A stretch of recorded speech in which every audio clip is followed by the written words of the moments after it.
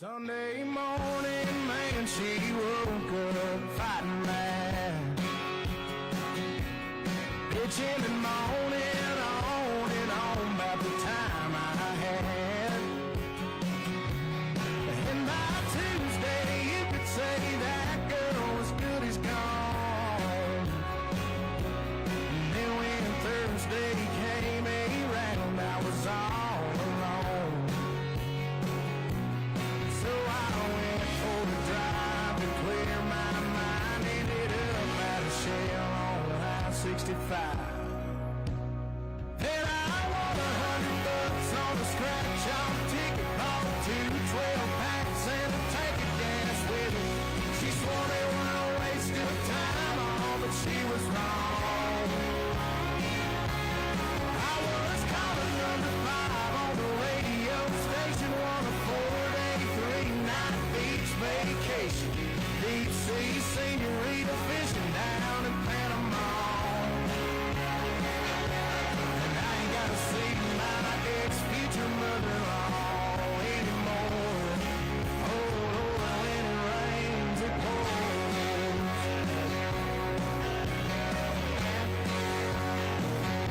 Now she was sure real quick to up and apologize when she heard about my newfound luck on that FM dial. And it's crazy how lately now it just seems to come in waves. What I thought was gonna be the death of me was my saving grace. It's got me thinking that her leaving is the only logical reason that I got the last spot in the Hooters parking lot, and the waitress left her number on my check with a heart. She picked up on the first ring when I gave her a call. And I was $55 at the Moose Club raffle, won a used 4-wheeler and 3 free passes for me and 2 of my buddies to play around the golf. And I ain't gotta see my ex-future mother-in-law anymore. Oh Lord, when it rains it pours. When it rains it pours. I've been on one hell of a redneck road for 3 weeks now. And it all started on the day that she walked out. Then I won $100 on a scratch-off ticket, bought 2 12-packs and a tank of gas with it. She swore they were a waste of time, all, but she was wrong. And I was calling number 5 on the radio station, won a 4-day, 3-night beach vacation. Deep sea senorita fishing down in Panama. And I ain't gotta see my ex-future mother-in-law anymore. Oh Lord, when it rains it pours.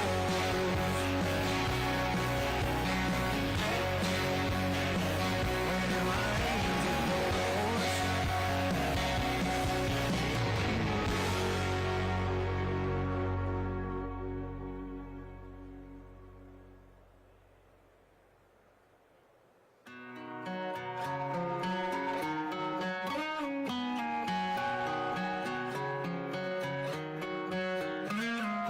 Last night we let the liquor talk. I can't remember everything we said, but we said it all.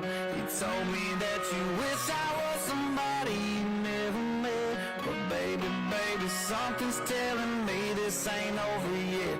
No way it was our last night. I kissed your lips, make you grip the sheets with your fingertips. Last bottle of Jack, we split a fifth. Just talking about life, going sip for sip. Yeah, you know you love to fight, and I say shit I don't mean, but I'm still gonna wake up on you and me. I know that last night we let the liquor talk. I can't remember everything we said, but we said it all. You told me that you wish I was somebody you never met.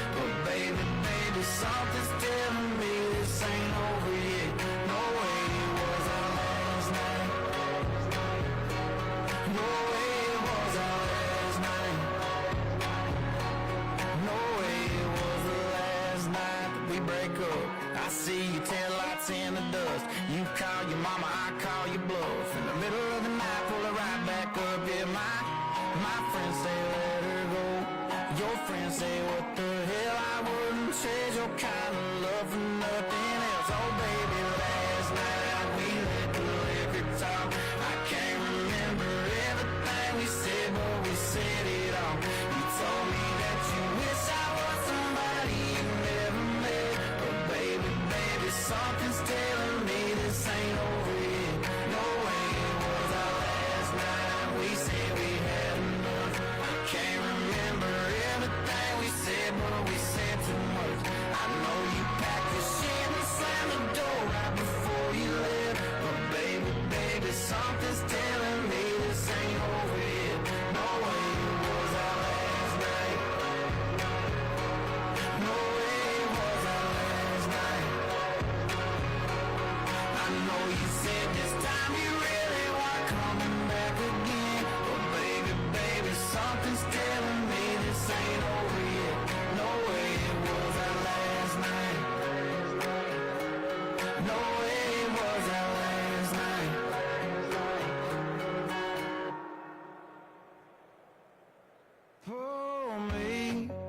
Pour me another drink. 'Cause I don't wanna feel a thing no more, hell no. I just wanna sip it till the pain wears off.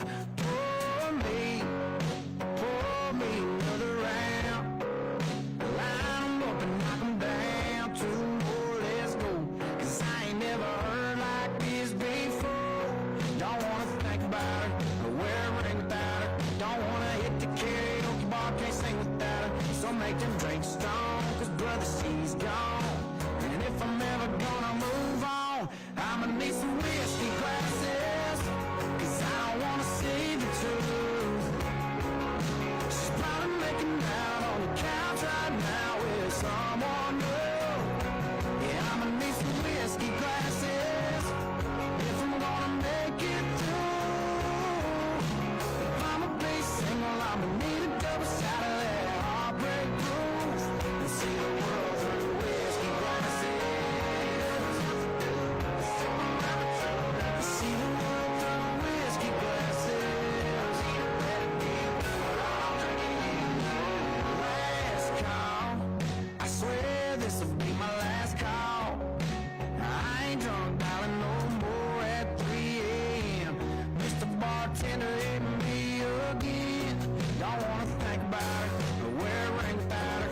Don't wanna hit the karaoke bar, can't sing without her. So make them drinks strong, 'cause brother, she's gone. And if I'm ever gonna move on, I'ma need some whiskey glasses. 'Cause I don't wanna see the truth. She's probably making out on the couch right now with someone new. Yeah, I'ma need some whiskey glasses if I'm gonna make it through. If I'ma be single, I'ma need a double shot of that heartbreak blues. And see the world through whiskey glasses. Oh, see the world through whiskey glasses. Yeah. Line 'em up, line 'em up, line 'em up, line 'em up. Knock 'em back, knock 'em back, knock 'em back, knock 'em back. Fill 'em up, fill 'em up, fill 'em up, fill 'em up. 'Cause if she ain't ever coming back, line 'em up, line 'em up, line 'em up, line 'em up. Knock 'em back, knock 'em back, knock 'em back, knock 'em back. Fill 'em up, fill 'em up, fill 'em up, fill 'em up. 'Cause if she ain't ever coming back, I'ma need some whiskey glasses. 'Cause I don't wanna see the truth. She's probably making out on the couch right now with someone new. Yeah, I'ma need some whiskey glasses if I'm gonna make it through. If I'ma be single, I'ma need a double shot of that heartbreak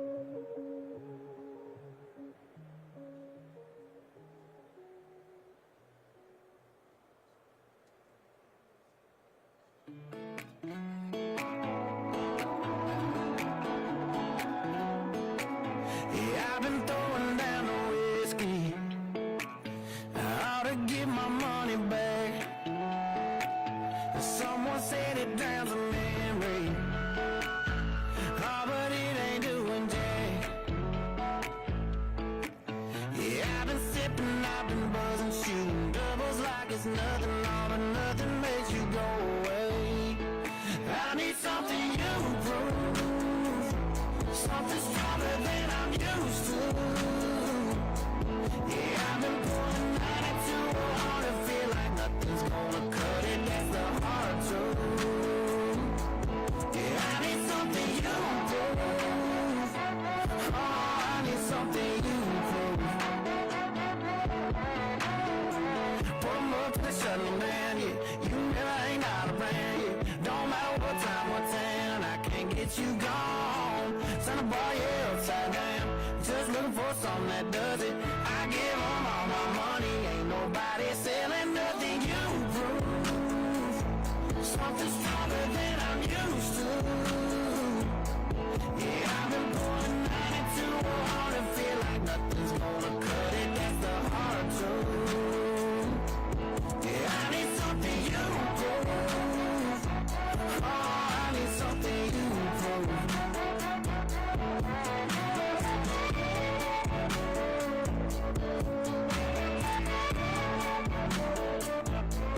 Yeah, I've been mixing liquors trying to get you gone. Oh, but I must be doing something wrong. 'Cause I've been working hard to fade your memory, baby, but the only thing faded is me. I need something you prove. Something stronger than I'm used to. Yeah, I've been pulling 92 hard to feel like nothing's gonna cut it. That's a hard truth. I need something you prove. Oh, I need something you prove.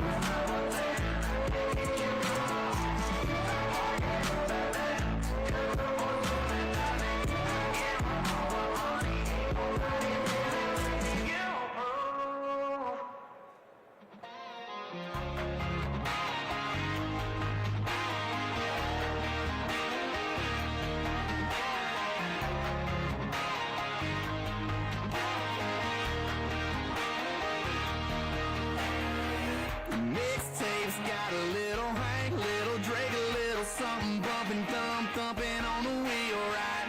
The mix in our drinks a little stronger than you think, so get a grip, take a sip of that feel, right? Trucks jacked up, flat bills flip back. Yeah, you can find us where the party's at. This is how we roll. We hanging around, singing down everything on the radio. We light it up with our hands up. This is how we roll. This is how we do. We burning down the night, shooting bullets at the moon, baby. This is how we roll.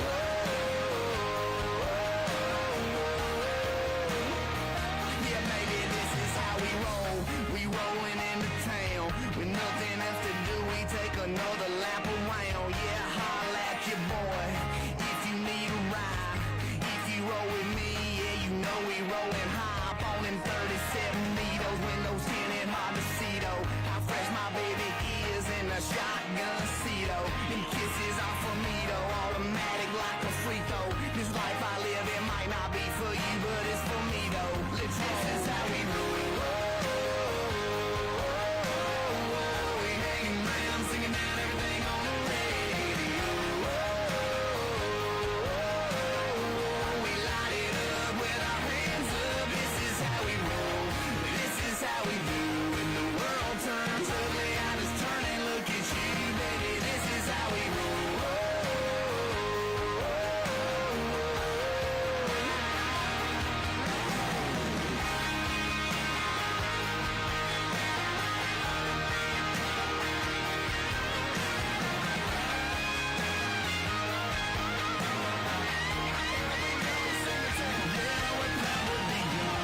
We stick to our guns, we love who we love, and we wanna have fun, yeah. We cuss on them Mondays, and pray on them Sundays, pass it around, and we dream about one day, 'cause this is how we roll. Come on, we hanging around, singing down everything on the radio. We light it up with our hands up. This is how we roll. This is how we ride. We're slinging up the mud, cutting through the countryside, baby. This is how we roll.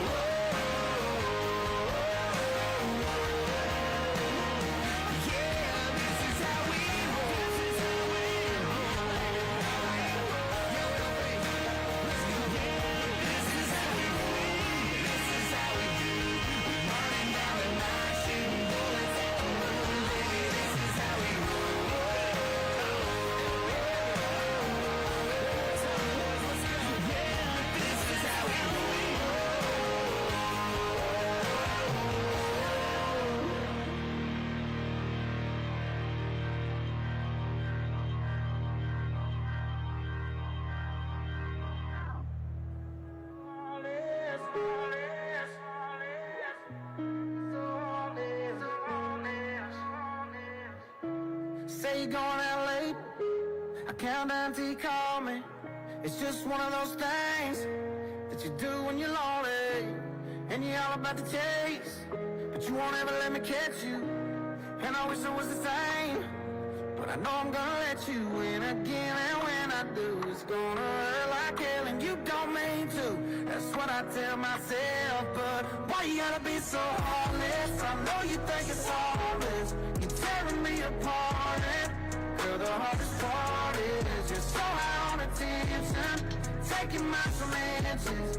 Leave me in the darkness, never finish what we started. Girl, why you gotta be so heartless?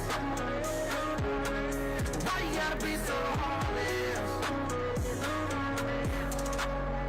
Monday night was definitely not a night. Tuesday night was just another fight. Wednesday I thought everything would change. Thursday came and it was still the same. Friday night we went out on the town. Saturday we should've burned it down. Sunday morning came and now you're gone. I should probably know this shit by now. Oh, I should probably know this shit by now, but no. Why you gotta be so heartless? I know you think it's harmless. You're tearing me apart, and girl, the hardest part is you're so high on attention, taking my chances. Leave me in the darkness, never finish what we started. Girl, why you gotta be so heartless? Why you gotta be so heartless? Girl, why you gotta be so in between loving me and leaving? Oh, I should probably know this shit by now, but no. Why you gotta be so heartless? I know you think it's harmless. You're tearing me apart, and girl, the hardest part is you're so high on attention, taking my chances. Leave me in the darkness, never finish what we started. Girl, why you gotta be so heartless? Why you gotta be so heartless? Why you gotta be so heartless? Girl, why you gotta be so heartless?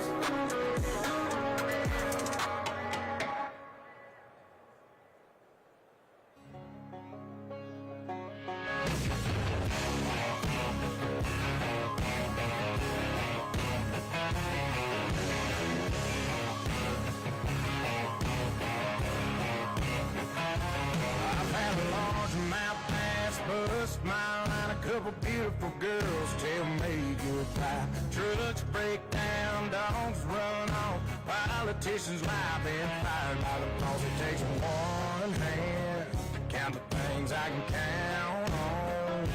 No, there ain't much man that ain't ever let me down. Long neck, high stumping, never broke my heart. Like diamond rings and football teams have torn this boy apart. Like a neon dream, it just dawned on me that bars and this guitar. And long neck, high stumping, never broke my heart. She was a Carolina blue jean baby, fire in her eyes that drove me crazy. It was red tail lights when she left town. If I didn't know then, I sure know now. Long neck, high stumping, never broke my heart. Like a diamond rings and football teams have torn this boy apart. Like a neon dream, it just dawned on me that bars and this guitar. And long neck, high stumping, never broke my heart.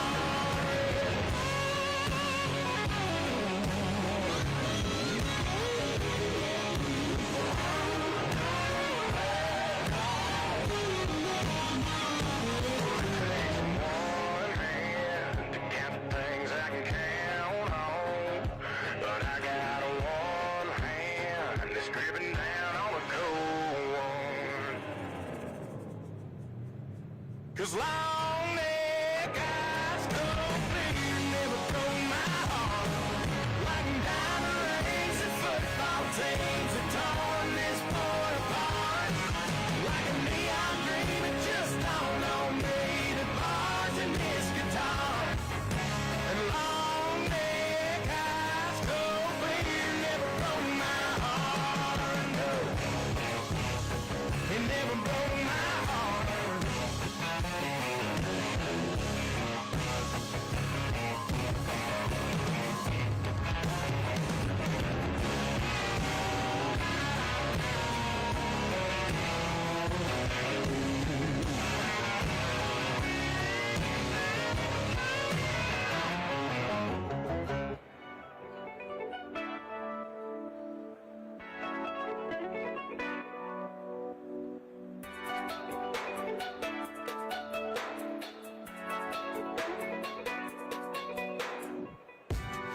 I know he hurt you, made you scared of love, too scared of love. He didn't deserve you, 'cause your precious heart is a precious heart. He didn't know what he had, thank God. Oh, and it's gonna take just a little time, but you're gonna see that I was born to love you. What if I fall? I won't let you fall. What if I cry? I'll never make you cry. And if I get scared, I'll hold you tighter. When they try to get to you, baby, I'll be the fighter. What if I fall? I won't let you fall. What if I cry? Cause I'll never make you cry. And if I get scared, I'll hold you tighter. When they try to get to you, baby, I'll be the fighter.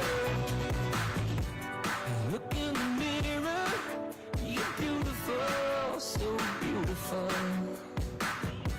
I'm here to remind you, you're my only one. Let me be the one to heal all the pain and put you through with love like you never knew. Just let me show you. What if I fall?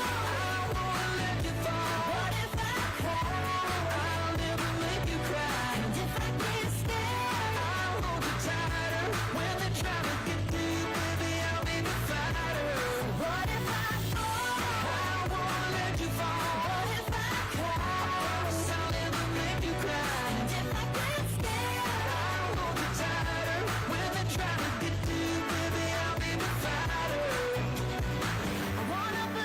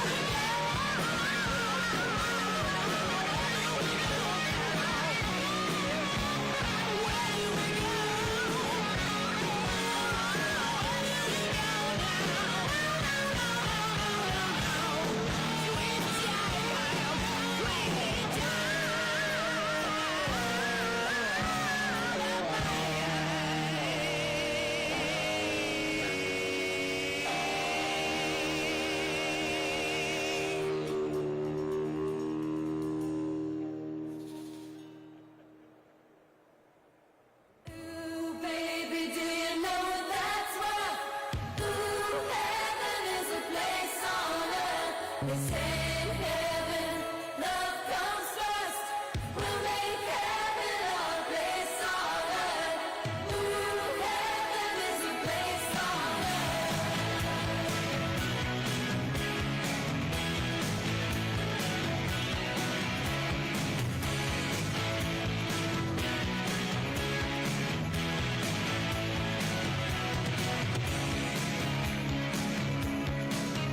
When the night falls down, I wait for you as you come around, and the world's alive with the sound of kids on the street outside.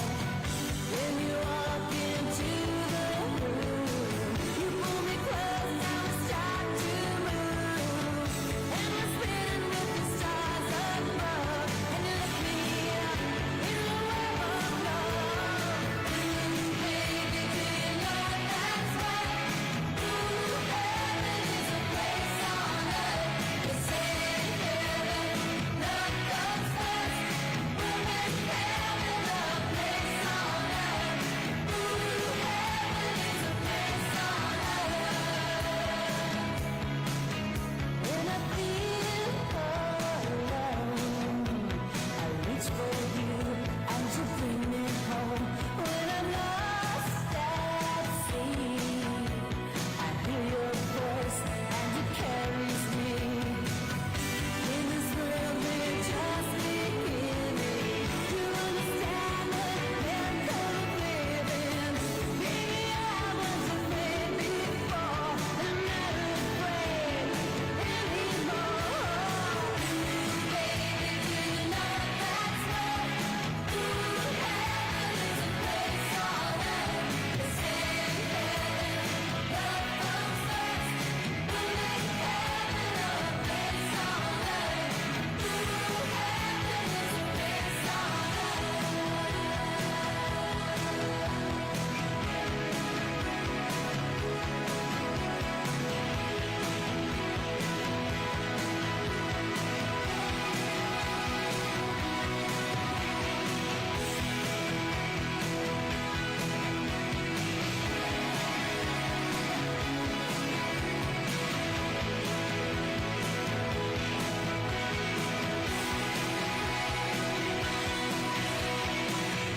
In this world we're just beginning to understand the miracle of living.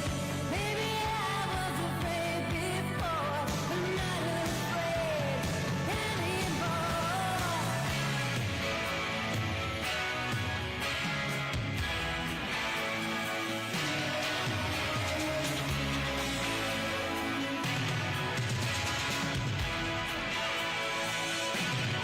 Ooh, baby, do you know that's right?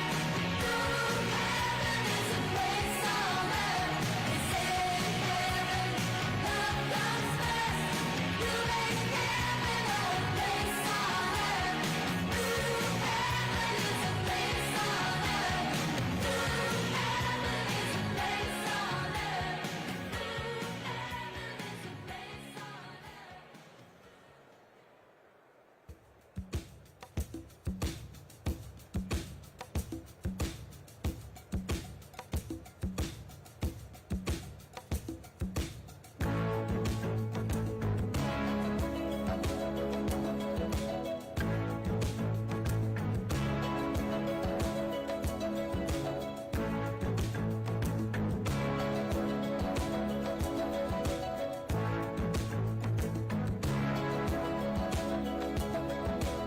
I hear the drums echoing tonight, and she hears only whispers of some quiet conversation.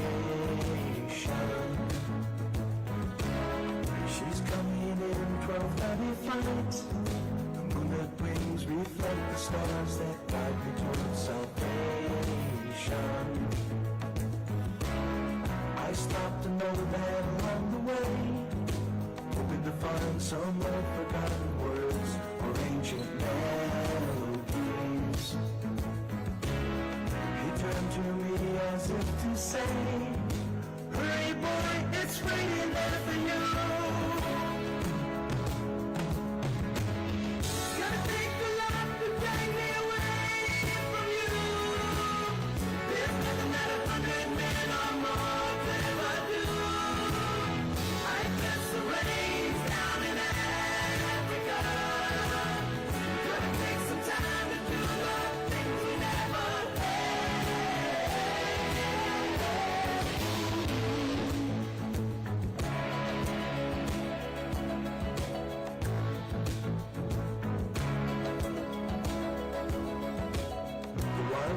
dogs cry out in the night as they grow restless, longing for some solitary company. I know that I must do what's right, sure as Kilimanjaro rises like Olympus above the Serengeti. I seek to cure what's deep inside, frightened of this thing that I've become. Gonna take the life that drag me away from you. There's nothing that 100 men or more could ever do. I guess the rain's down in Africa. Gonna take some time to do the things we never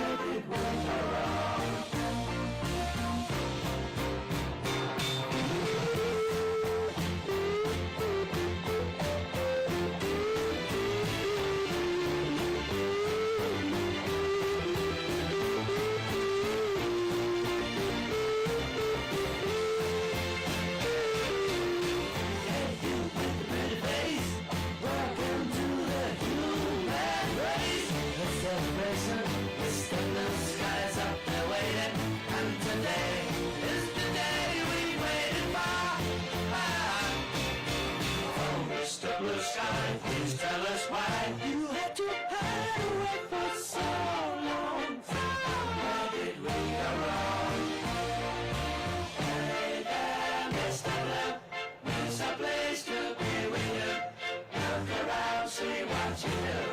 Everybody smiles at you. Hey there, Mr. Blue. We're so pleased to be with you. Look around, see what you do.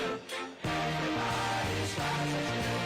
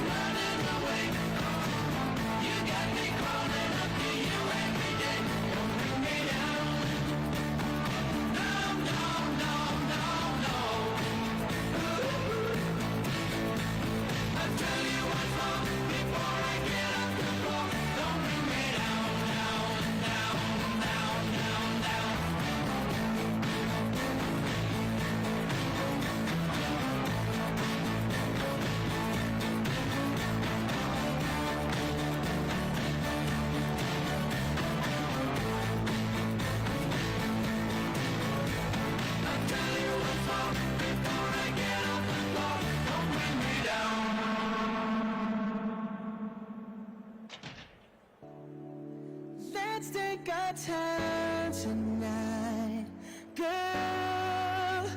Above us, all the stars are watching. There's no place I'd rather be in this world. Your eyes are where I'm lost in. Underneath the chandelier, we're dancing all alone. There's no reason to hide what we're feeling inside right now. So baby, let's just turn down the lights and close the door. Ooh, I love that dress, but you won't need it anymore. No, you won't need it no more. Let's just kiss till we're naked, baby. Versace on the floor. Ooh, check it out for me, for me, for me, for me now, girl. Versace on the floor.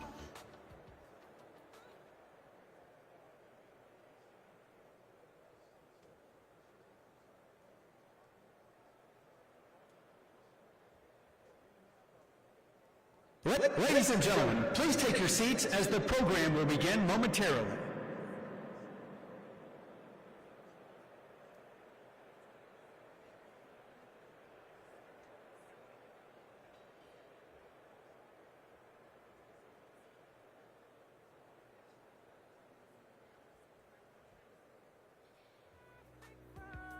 Your head down to your heels.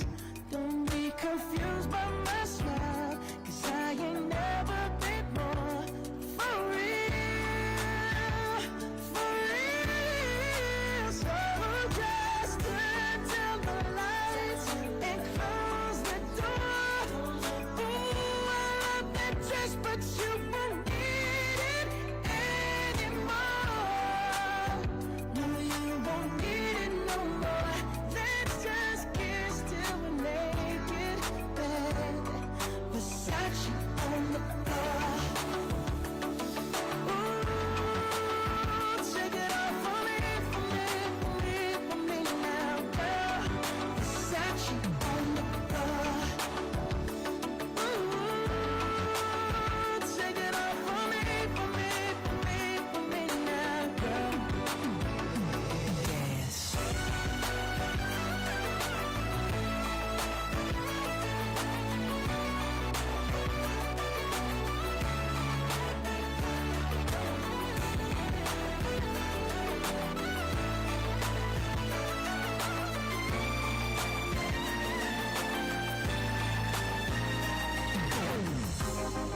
It's warming up, can you feel it? It's warming up, can you feel it? It's warming up, can you feel it, baby? Oh, seems like you're ready for more, more, more. Let's just kiss till we're naked. Ooh, Versace on the floor. Hey, baby, take it off for me, for me, for me, for me now, girl.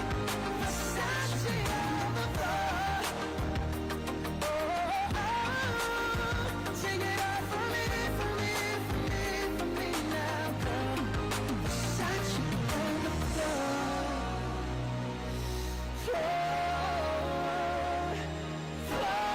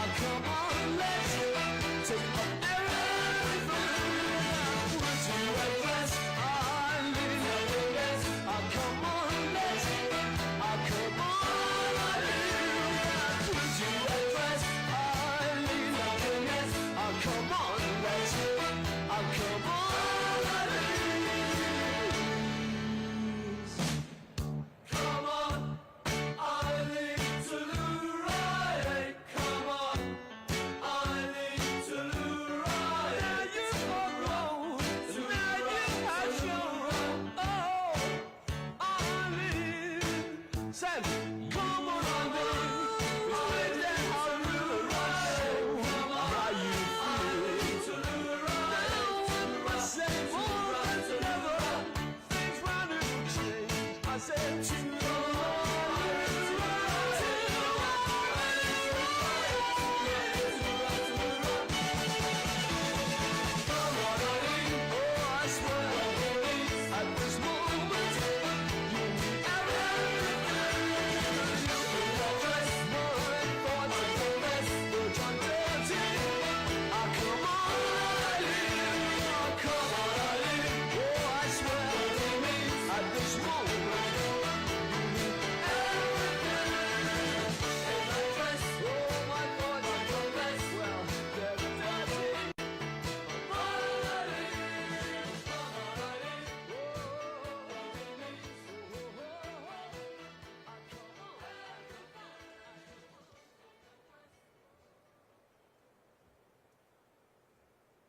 oh, believe me, for those enduring young chums that I gaze on so fondly today were to suddenly leave you or fly in the night, just like fairy gifts gone in the sky.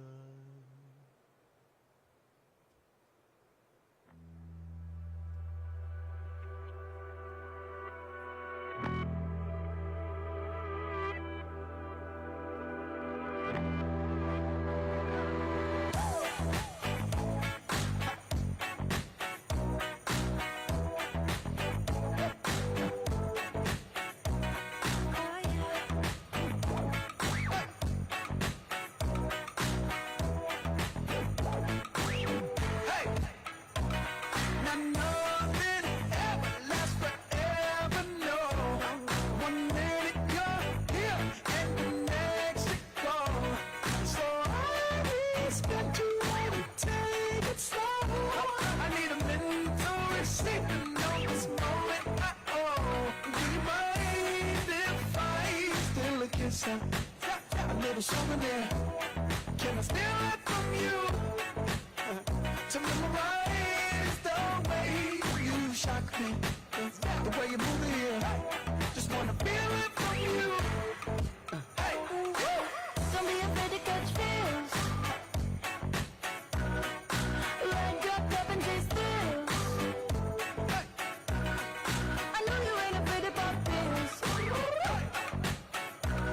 Baby, I know you ain't scared to catch feels. Feels with me. I'm your window shopper.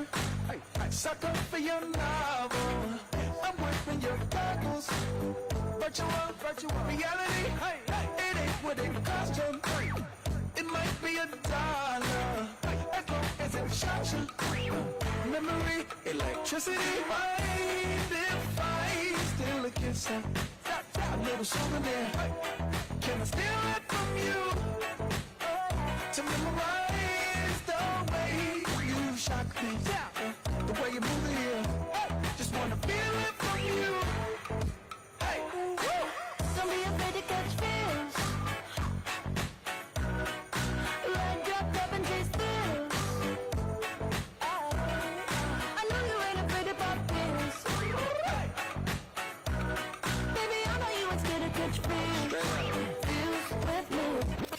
Goddamn, I know you love to make an entrance. Do you like getting paid or getting paid attention? You mix the wrong guys with the right intentions. In the same bed, but it still feel long distance. You're looking for a little more consistency. But when you stop looking, you gon' find what's meant to be. And honestly, I'm way too done with the hoes. I cut off all my exes for your X and O's. I feel my old flings was just preparing me. When I say I want you, say it back, parakeet. Fly your first class through the air, Airbnb. I'm the best you had, you just be comparing me to me. I'ma act this at you. If I put you on my phone and upload it, it'll get maximum views. I came through in the clutch, more than lipsticks and phones. Wore your fake cologne just to get you alone. Don't be afraid to catch feels. Don't be afraid to catch these feels. Leg dropped up and chase thrills. I know you ain't afraid to pop pills. Baby, I know you ain't scared to catch feels. Feels with me. Don't be afraid to catch feels. Don't be afraid.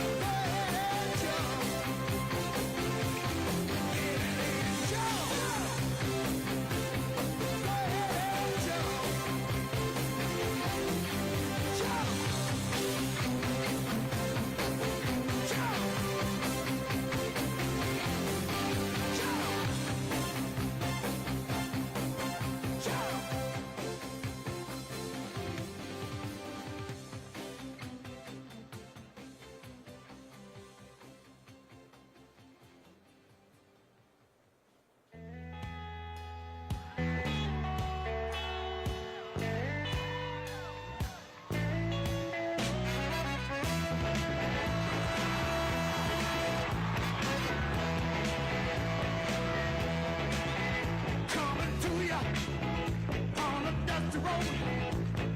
Good loving, I got a truckload. And when you get it, you got something. So don't worry, 'cause I'm coming. I'm a soul man.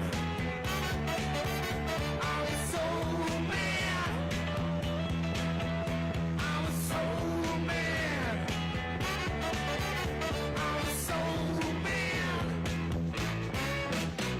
Got what I got the hard way, and I'll make better each and every day. So honey, don't you fret, 'cause you ain't seen nothing yet. I'm a soul man. I'm a soul man. Thanks, Steve. I'm a soul man. I'm a soul man. Ha! Listen, was brought up on the side street. Not out of love, or I grieve. I was educated, a good stop. But I start loving, I just can't stop. I'm a soul man. I'm a soul man. I'm a soul man. I'm a soul man. Well, grab a rope and I'll pull you in. Give you hope and be your only boy.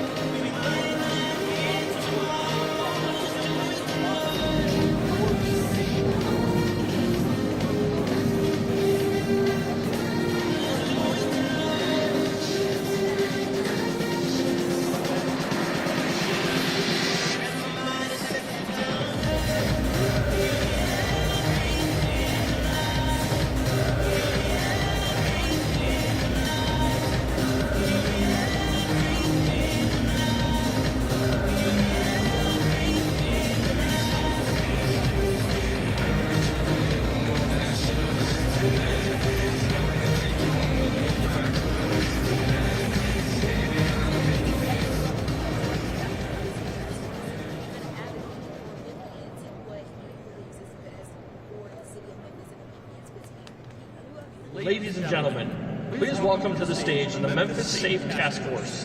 The roundtable will begin shortly.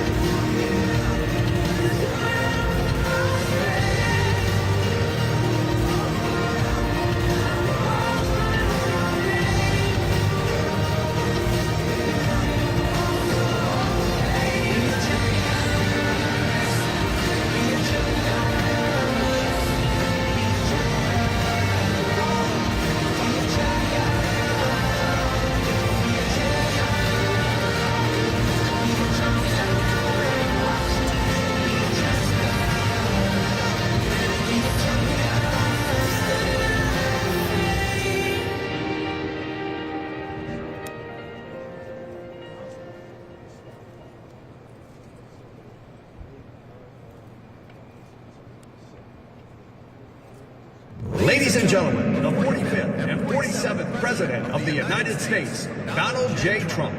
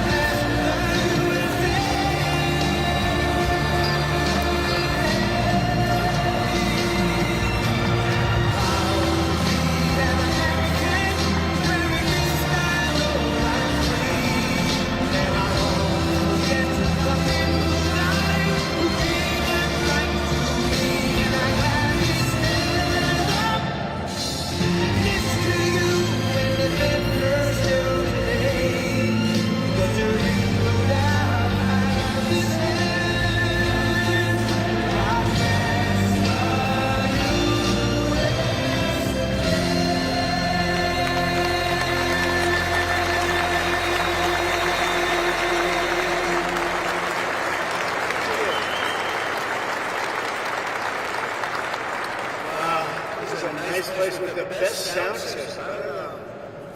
This sounds like the finest opera hall anywhere in the world. Let's come back here. So often you have sound systems that aren't the greatest. There's nothing worse than making a speech when nobody can hear you. This is beautiful and it's a great place. Memphis has to like me.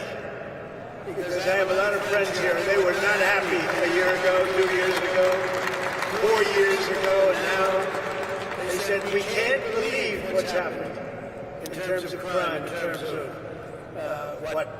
what's gone on, the job that these people and some of the great people, many of the great people in the audience have done.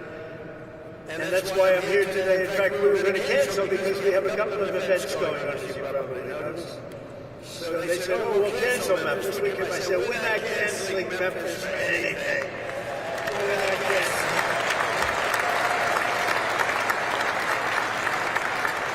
We're not going to cancel Memphis, but we do have some big things happening.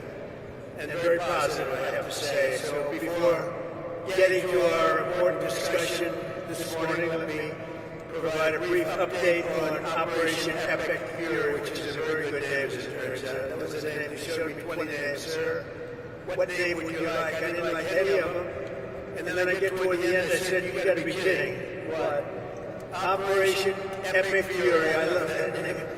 And it's very appropriate for what's taking place, you know, in Iran, because we knocked out their Navy. We knocked out their Air Force, we knocked out their anti-aircraft, we knocked out everything. And we did it with fury, actually. As I announced earlier, based on preliminary conversations between the United States and Iran over the past 2 days, I directed the Department of War to temporarily postpone planned strikes against major energy and electricity targets in Iran. Very, very big new, actually very expensive, billions of dollars it costs to build one missile, one of our powerful ones, and it comes down to the ground like it was made out of dust. But to determine whether a broader agreement can be reached, we've had very good discussions, very, very good discussions. And you have to understand, I know my whole life has been a negotiation, but with Iran we've been negotiating for a long time, and this time they mean business. And it's only because of the great job that our military did is the reason they mean business. They want to settle, we're going to get it done. So, hopefully this will be possible, but no matter what, we'll ensure that Iran never obtains a nuclear weapon. They can't have a nuclear weapon. They would have had one if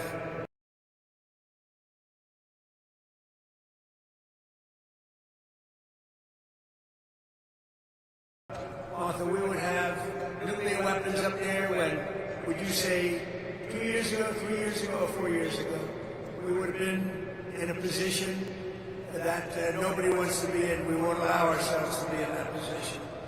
Over the past 3 weeks, the United States military and our partners have been decimating Iran's military capabilities with overwhelming firepower, skill, lethality, and force, and we're destroying their ballistic missiles and drones programs with launches down by more than 90%. We're hitting their launches at a level that nobody even thought of before, 90%. They can't launch them, and they don't have very many of them. Most of them have been annihilated. But we've annihilated their defense industrial base, eliminating their Navy. At 158 ships are down. I said to my people, why didn't you capture this ship? They said, were they good or not? They said, they were great, sir. So why didn't you capture them? We could have used them. They said, it's more fun to put them at the bottom of the sea. But they're not there anymore. So we eliminated their Navy, Pete, right? And that's gone. We eliminated their Air Force. We eliminated all of their air defense, everything. We eliminated everything there is to eliminate, and we eliminated them. We eliminated their leaders. We had the first set of leaders.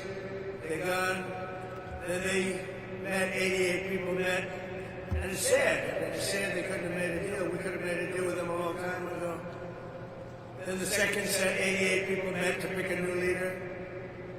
And they're now extinguished.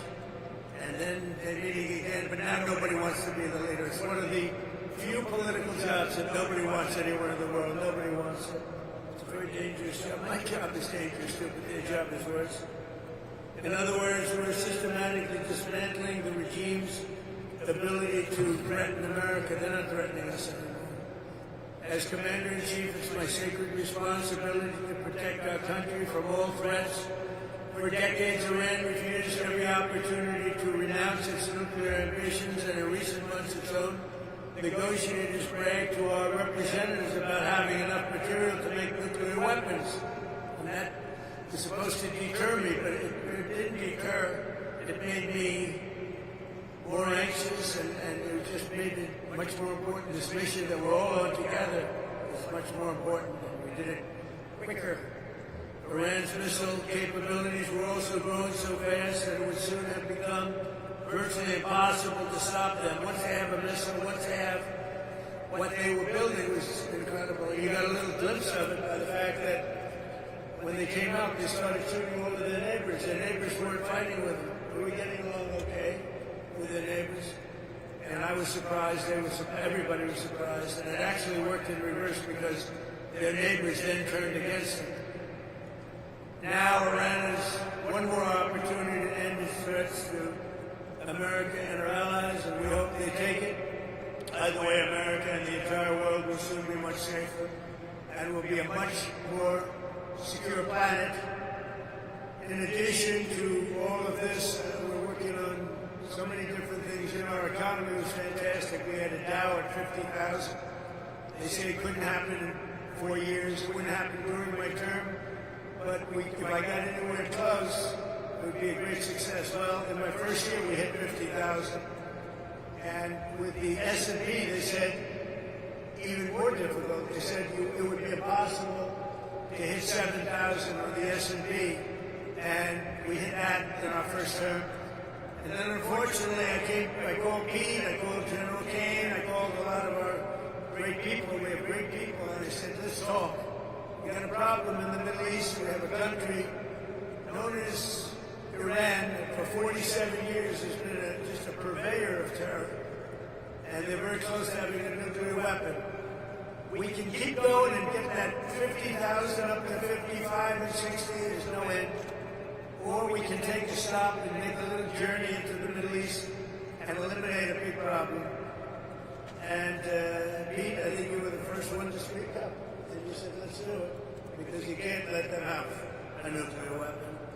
So we are now having really good discussions. They started last night, a little bit, the night before that, and I think they're very good.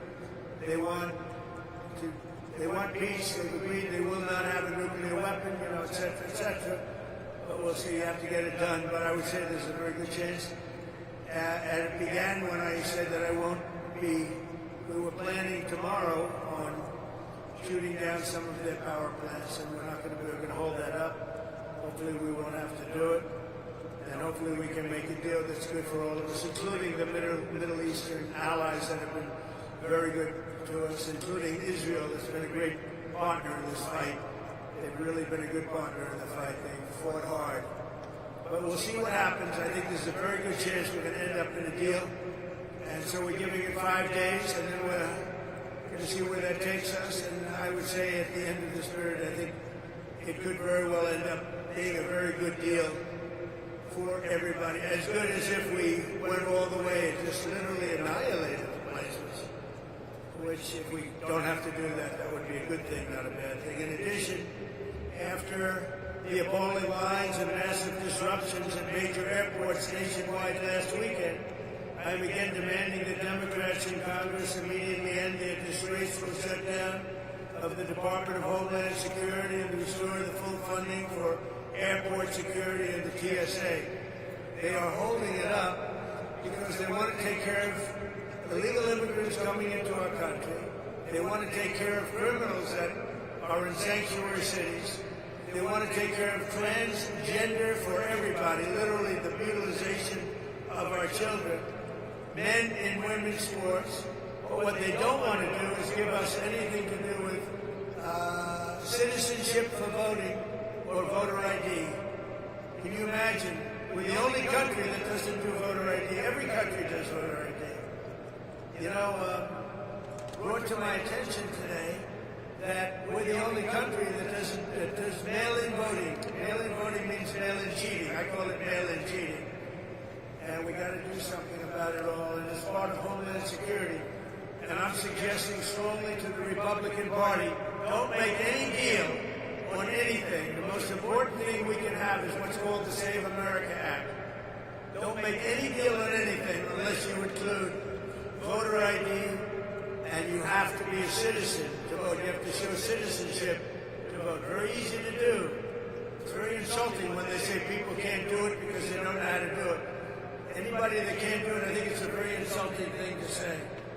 The Democrats are fully to blame with the struggle the great American public is going through at the airports. They're going through a big struggle right now. And we just put ICE in charge, and they're helping TSA, the agents, and they're working together so far very well. I actually suggested that in the airports they take off their masks, and they did that.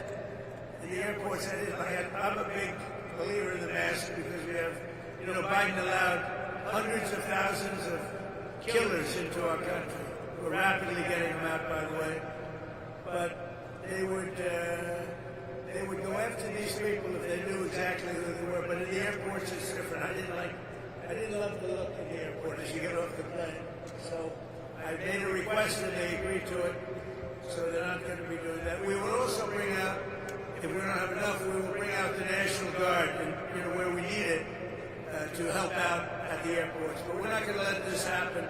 It's extortion by the Democrats. They're holding up money that's already been approved, and now they're willing to go $5 billion reduction in ICE in order to get the approval on a deal that they approved, the great big beautiful deal, which is the biggest tax cut in history, the biggest regulation cut in history. They want to basically renegotiate a deal that they already approved, and they're doing it largely for a criminal element. So also the Democrats are putting our country at great risk during this period of time, a period that they call war. They call it a war. We call it a military operation. Their leaders during this time are, as you want to say, they're in a never-never land. Schumer is gone. I mean, he's a Palestinian. He should be fighting on the side of Palestine. He's actually become a Palestinian leader. I don't know, I've never seen a man change so much. He used to be pro-Israel, now he's pro-Palestine. I've never seen anything like it. And, he's worried he's going to lose his next election, which it only depends if anybody runs against him. If anybody runs against him, he'll lose. But he's gone very wacky and very, very dangerous for our country. But we want all of those things. We have to have them. We want voter ID, we want proof of citizenship as part of our funding. We want to merge them so that we get the great, big, beautiful bill in action, and we can get the America and Save America. They called it the Save Act, but nobody knew what the Save Act was. So I said you have to call it. You have to, under any circumstances, you have to call it the Save America Act, because everybody knows what that is. So they want funding taken away from the ICE patriots who are responsible for getting rid of the criminals that Sleepy Joe Biden, the worst president in the history of our country, and his gang of thugs in the White House. You talk about weaponization. They weaponize everybody. When we even look, when Pam looks at somebody, it's weaponization. They've indicted me. What they've done to me and everybody else, it's a disgrace. They're the weaponizers. And what they've done to people, we never let that happen again. We can never let them get away with it again. They are the greatest weaponizers. Fortunately, it didn't work because here I am with you. So it didn't work out too well.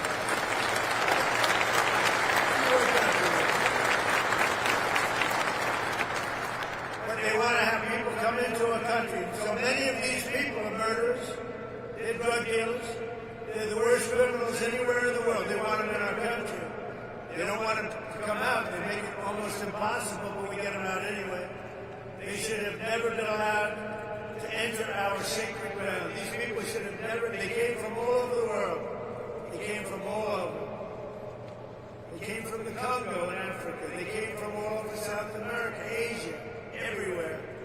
And they were from jails and mental institutions. They were drug dealers. They were murderers. 11,888 murders. In any event, the Democrats are being blamed by the American people for the catastrophe going on right now at our airports and at other points of transportation and beyond. And we want the public to know we're not going to let them out of this trap that they created for themselves.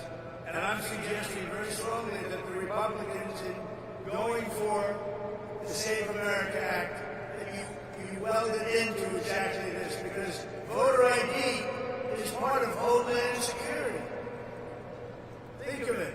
We're talking about two separate items, but they're really the same. Voter ID is part of Homeland Security. And citizenship, proof of citizenship, is part of Homeland Security. So I think it should be welded in. I think it should be together. You should vote together. Because the public is not like what they've done at the airports. And they've done it, and the public understands it. They've gotten wise to it. Republicans do not settle with Democrats and let them out of this hole that they've buried themselves in. You have to take the votes in the Senate to approve. You need votes to approve. We have to get Democrat votes. And at a certain point, if you can get rid of the filibuster, it would be great. It would be great. Get rid of the filibuster and get it all done. So we'll get it done. We want another thing. We can, or we don't have to, add those other items. And by the way, they say they're 80-20 items. They're not 80-20, they're 99-1. Men playing in women's sports is a 99-1.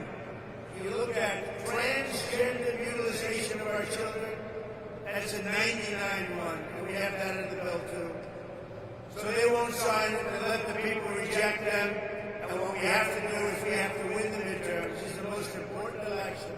Because all of the gains that we've made, we built the greatest economy, the greatest military.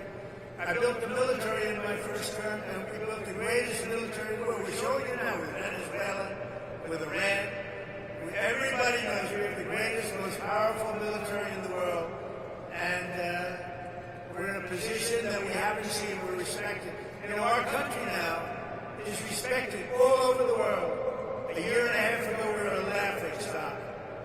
We were a laughing stock. And the King of Saudi Arabia told me a year and a half ago, he said, President, I can't believe what's happened to America. 1 year ago, you were a laughing stock. Nobody thought you could ever survive. Now you're the hottest country. Use that expression. He said, now you're the hottest country anywhere in the world. And we are now. Congratulations, because we're all partners in this deal. You're the hottest country anywhere in the world. It's really amazing. So I congratulate you. It's a great feeling because we were laughed at for 4 years with this guy that should have never been president. So I'm tying Homeland Security into voter identification with picture and proof of citizenship in order to vote. And those two items are the most important thing having to do with Homeland Security. So it should be part of the Homeland Security bill. And I'm requesting that the Republican senators do that immediately. You don't have to take a fast vote. Don't worry about Easter going home. In fact, make this one for Jesus, okay? Make this one for Jesus. That's what I tell them.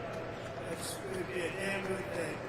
The most important part of Homeland Security is voter ID and proof of citizenship. Nobody can vote on Homeland Security without voter ID or proof of citizenship. And you can't have Homeland Security without voter ID or proof of citizenship.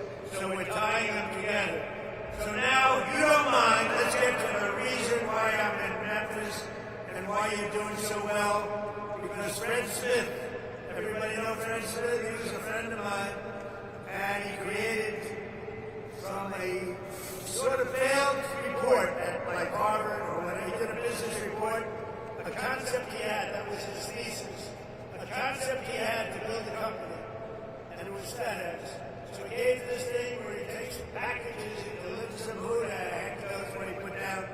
Bottom line is he gave him a lousy mark. I don't know if they passed it or not, but they didn't give him a good mark. They said, this is the most ridiculous business plan we've ever work. Well, he decided to go for it and he built FedEx, and it's an amazing story. And he was a very good friend of mine, but he would tell me that he didn't know what to do about Memphis. It was so dangerous that they would have a board meeting, and the board members, they would demand it, that they could not walk 1 block to their hotel. You know the hotel I'm talking about. It was so dangerous. And now they tell me this is like an entirely different place. It's like Washington, D.C. In Washington, D.C., we had the same thing. And now it's such an honor. If only more governors, your governor called, and he said, we love it. Your mayor has been terrific. Your mayor has been terrific. But look at the results that you got. Look at the results. And everybody should do it. You know, if I was Chicago, Pittsburgh, I said, he's a failed governor. All he has to do is say, President, we're having a problem in Chicago. Could you come in and fix it? We haven't fixed it in 2 months. It would be good. It would be good in 2 months. It would be great in 4 months. You'd have almost enough crowd. But he can't do it. And it just keeps going the same way. So that's the reason I'm here, to tell you how well you've done, how well we've done. I just came in and people greeted me, sir, thank you very much for what you've done. They said, oh, where are you from, Memphis? What did I do? You stopped crime. And your sheriffs are so thankful. And, oh, you haven't seen it yet. You know, we've just been here for a while. In another 2 or 3 months, you can have, like, no crime. And, you know, we take these criminals. Is that our handsome senator? Is that our handsome senator? You got both of them now. You have a new governor here soon, I guess. You have a very new governor. Will you two stand up as senators? Please stand up. Two of the greatest people.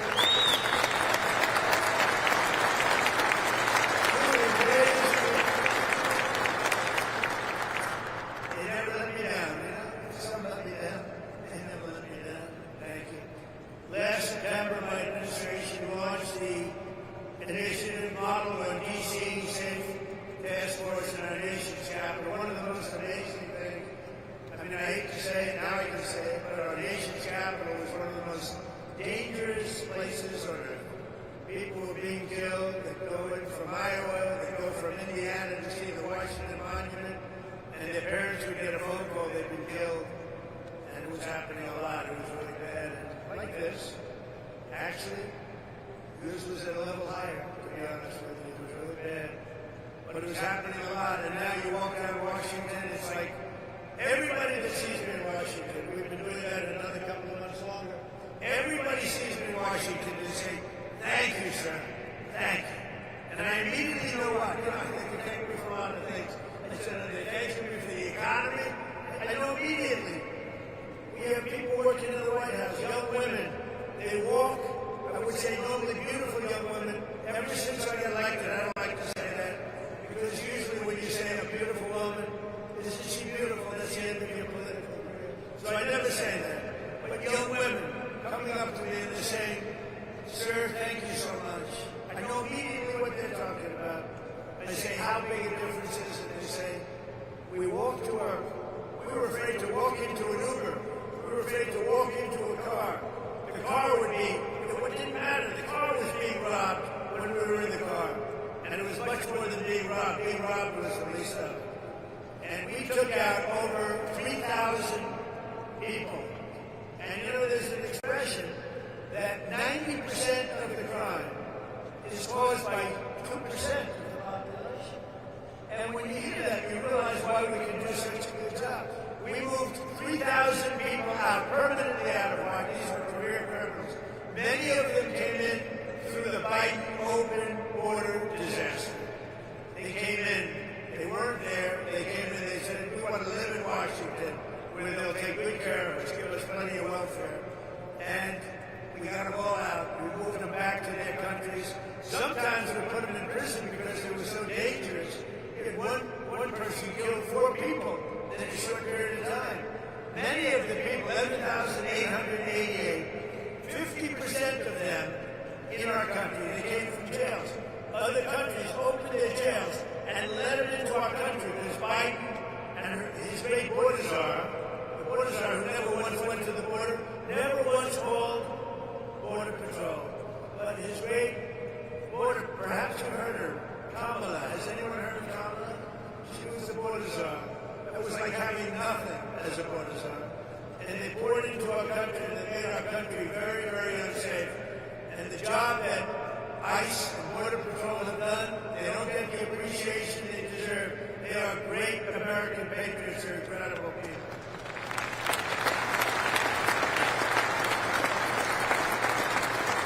So we brought together 22 federal agencies, state and local police, and 1,500 members of the incredible National Guard to smash the grip of the violent criminals of this iconic American city. The city is incredible. People love it so much, but they're so set up. They can't stay. And now they're saying, I had somebody backstage say, sorry, I'm ready to leave. And now we're saying, they said, don't worry, it's going to get much better.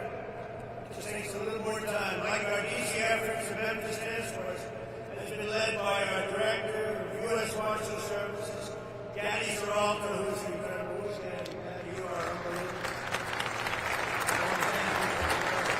You did a job in Washington. But when I heard Memphis, I said, I want the same guy that did Washington.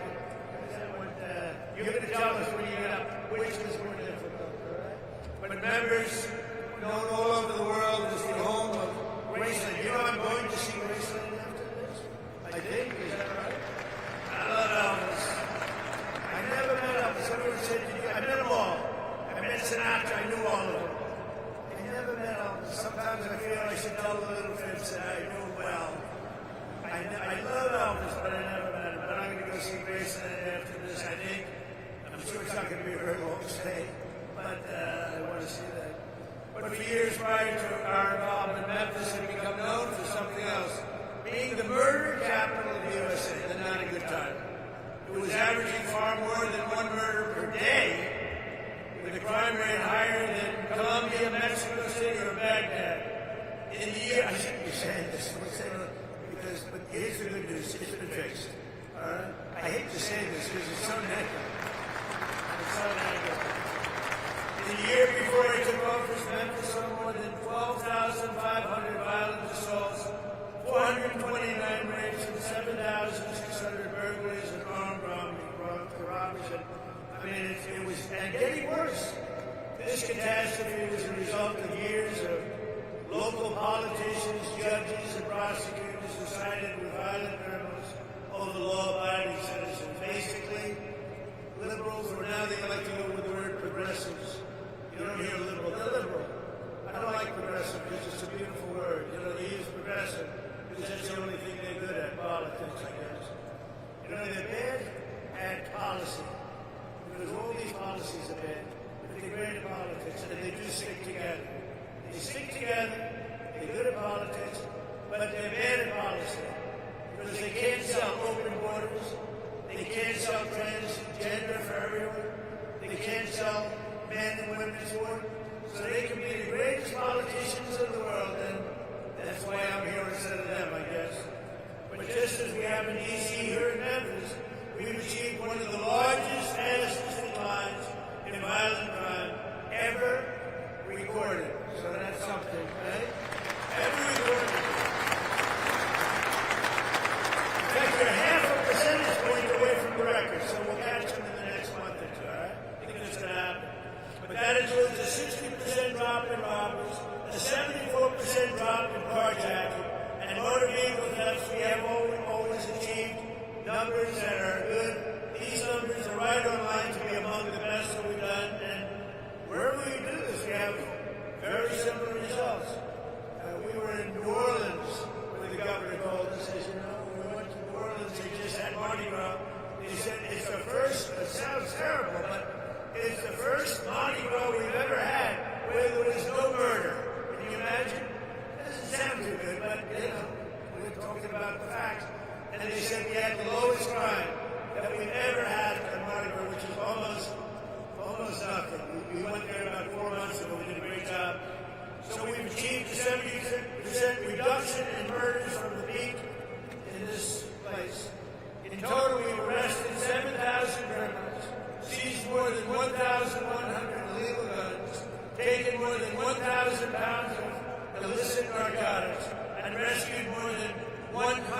450 missing children making their parents beyond help.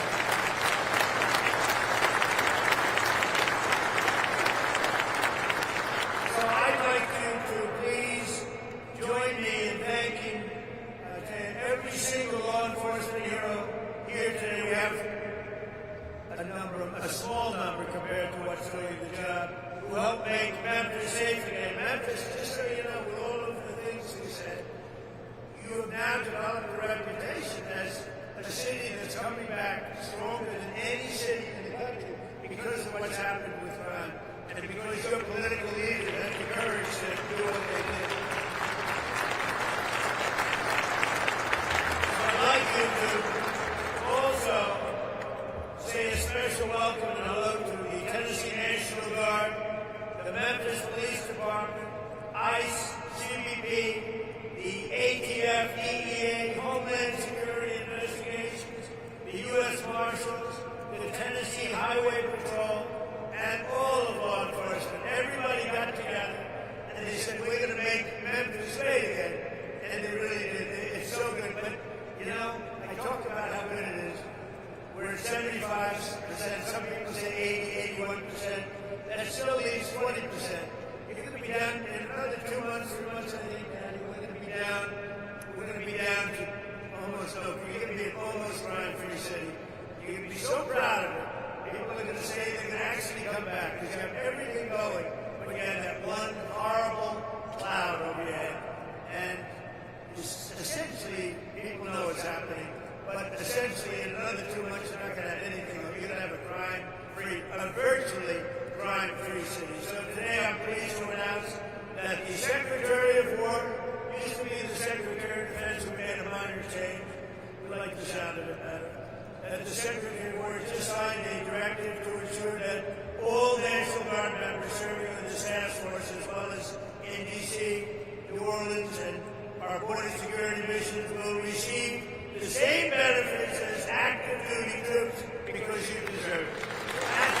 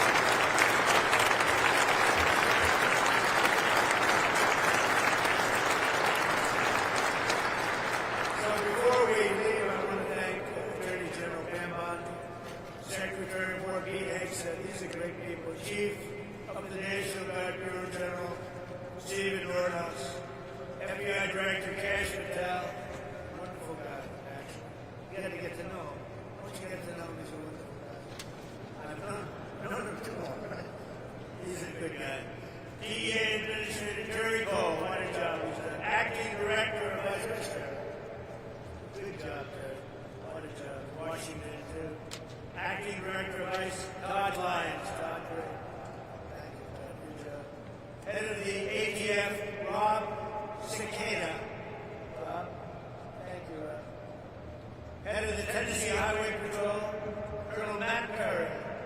Thanks, man. And head of the Tennessee National Guard, Major General Warner Ross. You guys look central casting. This is central casting here. What did you need us for? You didn't need us. Anyway, they had to let you do your job, right? They let you do your job now. Thanks as well to Tennessee Governor Bill Lee for the outstanding job. Thank you very much. We appreciate it.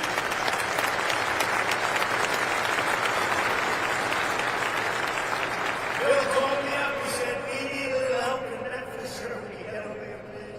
He said, I have no problem. We just wanted this thing straightened out, right? So thank you very much. I'm glad it worked out. You haven't seen, what do you see? In 90 days from now, you're going to see numbers that blow these off. You're down 70, 75%. You're going to see numbers that you're going to be very proud of. Senators Bill Haggerty, Marsha Blackburn. Thank you. Great people. You have some real warriors, too, as your congressmen and women. David Gussoff, Andy Oaks, Diana Hoshbach, John Rose, Matt Van Epps, and Chuck Fleischer. Would you all stand up, warriors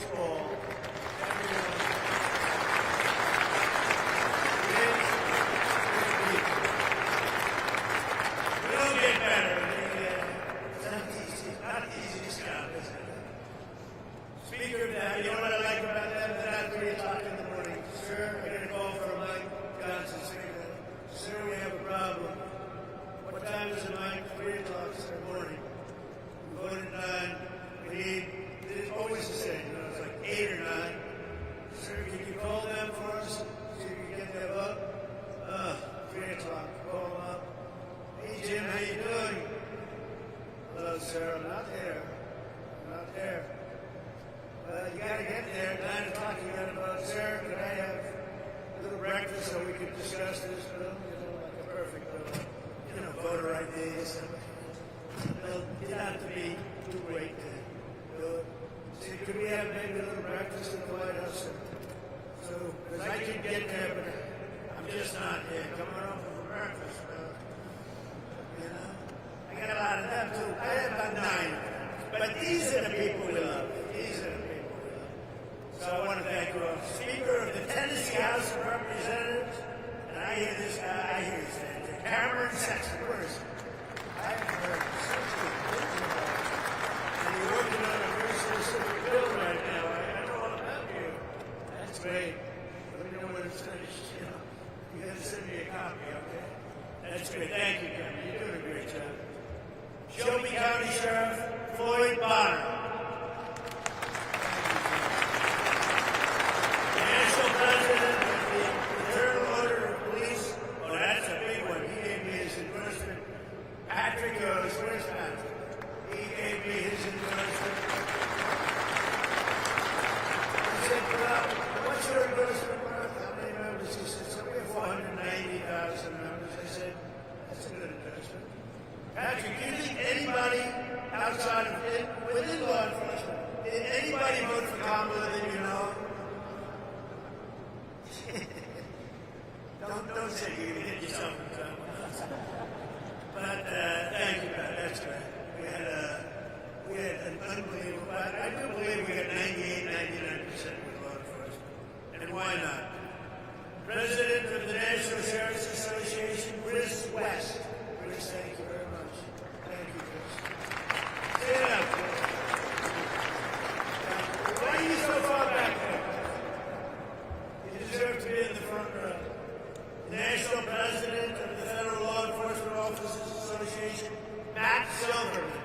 Great guy, too. All great guys, all guys we know. All guys, thank you, Matt. All guys have supported me, Dan, everyone. For years, our leaders allowed entire cities in America to be destroyed by crime, drugs, and gang violence. Tolerating this violence was always a choice. 19 of the 20 most dangerous cities in America are run by Democrats. I'm surprised. I thought it was 20 of 20. I don't know why it's 19. I don't believe it. It's like, I heard it was 25 out of 25. Well, I'll find out about it, because I don't believe it's right. Whoever wrote that statistic is wrong. But under the Trump administration, we believe that no city or neighborhood should be left behind. In Memphis, the crime became so horrible that residents were made prisoners of violence in their own community, in their own home. But with the help of the great people right here at this table and right here, it's a whole different story right now. It's changing fast, and it'll be record-setting in a very short period of time. I'll be here to celebrate it with you. You know, it's a very special state to me. I won the state bill by numbers that nobody's ever won it before. We have the all-time record for votes. So I happen to like the state. I love Tennessee. Maybe someday I'll move to Tennessee. I love it. You never know what that is. You just have a relationship with the state. It's a lot safer than relationships with other things, I can tell you as a politician. But I especially want to thank Speaker Sexton, who's working with the task force to pass model bills that will be toughen crime to deliver permanent safety to the people of Memphis. And really, I don't know if you know, but they're looking at this all over the country, what you're doing. They're studying it. That's why I know you did so well. And all over the country, they're studying it. And so I hope you do a great job. As simple as you can, as complex in the sense of we want to be tough. We want to be strong in crime, because that's the thing. We want to have heart. We want to have fairness, but we have to be tough. Because some of these people are bad people that should have never been allowed to be here. Since I took office, we have successfully arrested or removed from the country over 500,000 hard-line criminals. And under our leadership last year, the murder rate nationwide saw the single largest decline ever recorded to the lowest level in 125 years. That's something. That's something. And this is despite the fact that they allowed 25 million people into our country. Many of those people should never have been allowed into our country. So now I'd like to ask Director Gaddy, so Peralta, who's really a special guy. And I lived with him because of Washington, D.C. I saw what he did. But to say a few words, and congratulations for what you've done everywhere, but today we're only interested in one place, Memphis, Tennessee. Thank you very much, Ed.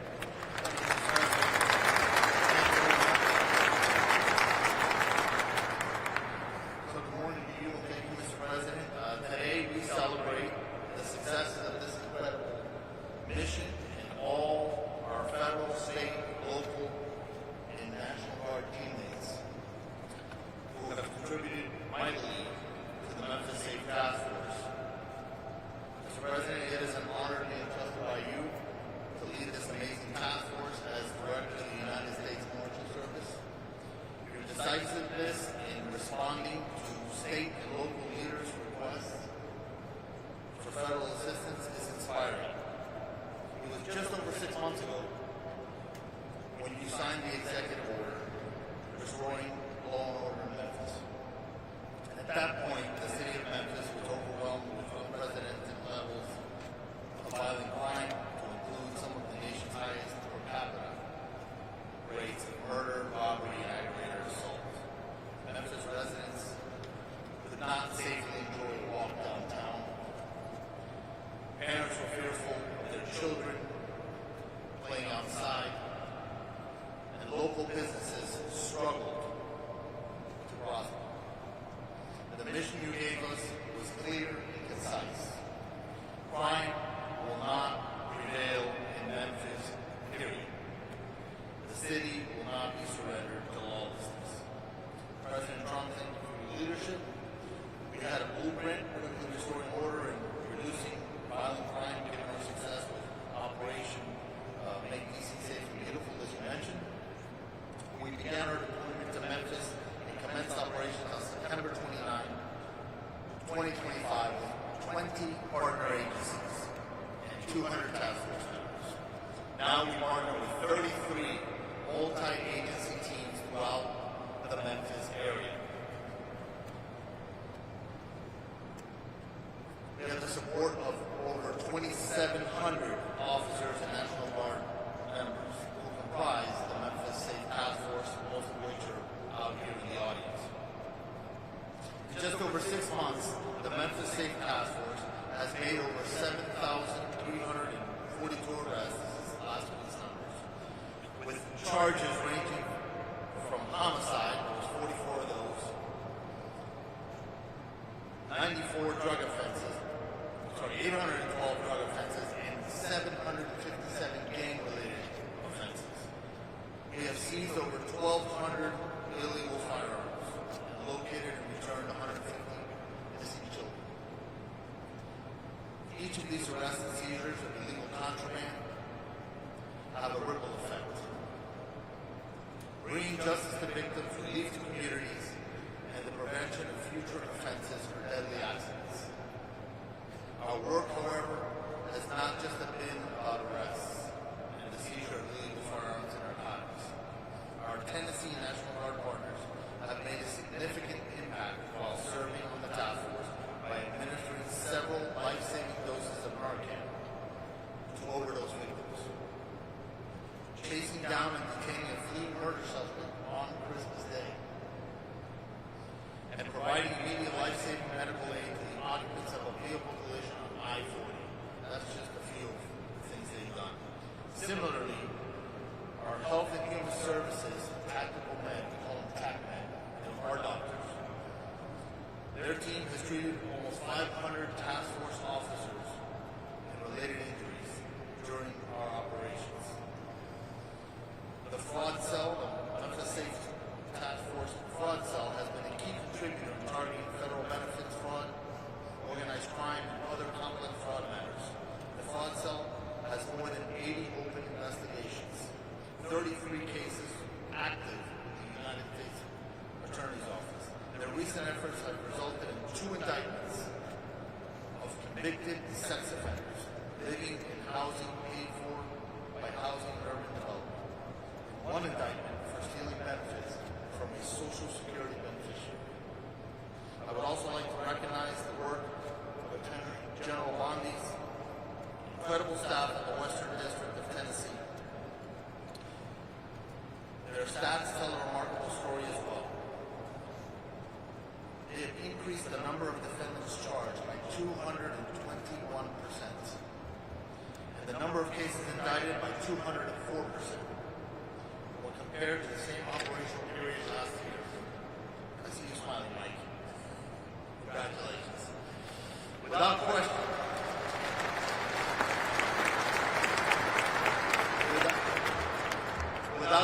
the public safety outlook in Memphis has improved dramatically. In the past 6 months collectively, our efforts have resulted in a 43% reduction in total serious crimes, 37% reduction in murder, 40% reduction in sexual assault, 56% reduction in robbery, 68% reduction in motor vehicle thefts, and the most impressive of all is a 65% increase in the solvability of the crimes that have been committed. These numbers are so impressive that it's often easy to just recite them without reflecting on significant positive impact that we have had on lives of Memphis residents. The city's residents and visitors are now more likely to venture downtown, and local businesses are rallying back. Large-scale public events have shown improved safety outcomes, as demonstrated during the December 6, 2025 St. Jude Marathon, where 22,000 runners gathered without a single reported downtown burglary, compared to multiple incidents in the prior year. Perhaps the most telling of all is one of our special assistant United States attorneys recently reported that a traveling emergency room doctor, expressed his appreciation for all that the task force had done. You see, he said that in years past he would see 3 to 5 gunshot victims per shift. And now he sees an average of 1 gunshot victim every 3 or 4 shifts. Mr. President, the Memphis Safe Task Force underscores one simple truth. When federal, state, and local agencies work together as genuine partners, we can reclaim even the most troubled cities. I am extremely grateful to you for the opportunity. To all our partner agencies, it has been an honor to work alongside you, and I look forward to sustaining and building on these partnerships as we continue to make Memphis safe again. Thank you. Thank you, Gary.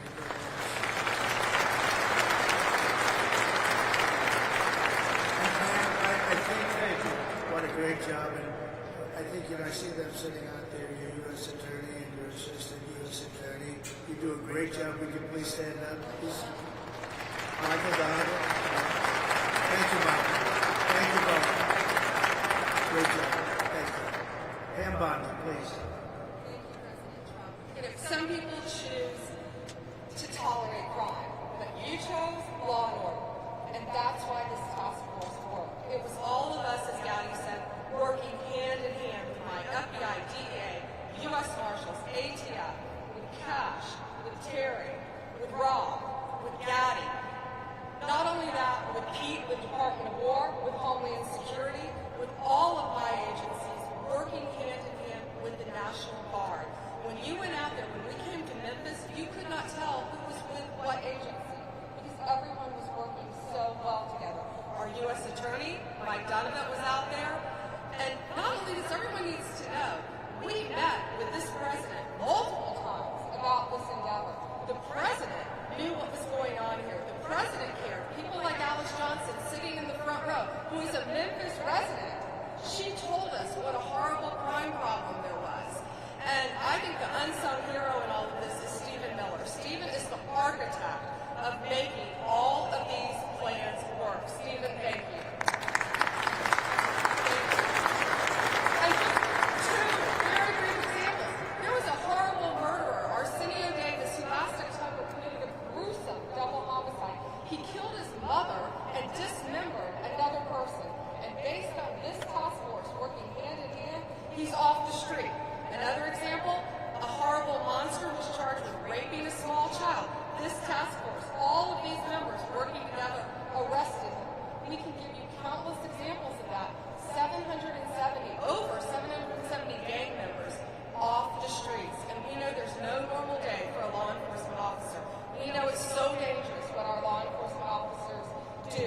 And know this, Donald Trump and this administration, we have your backs. Thank you all. Thank you all.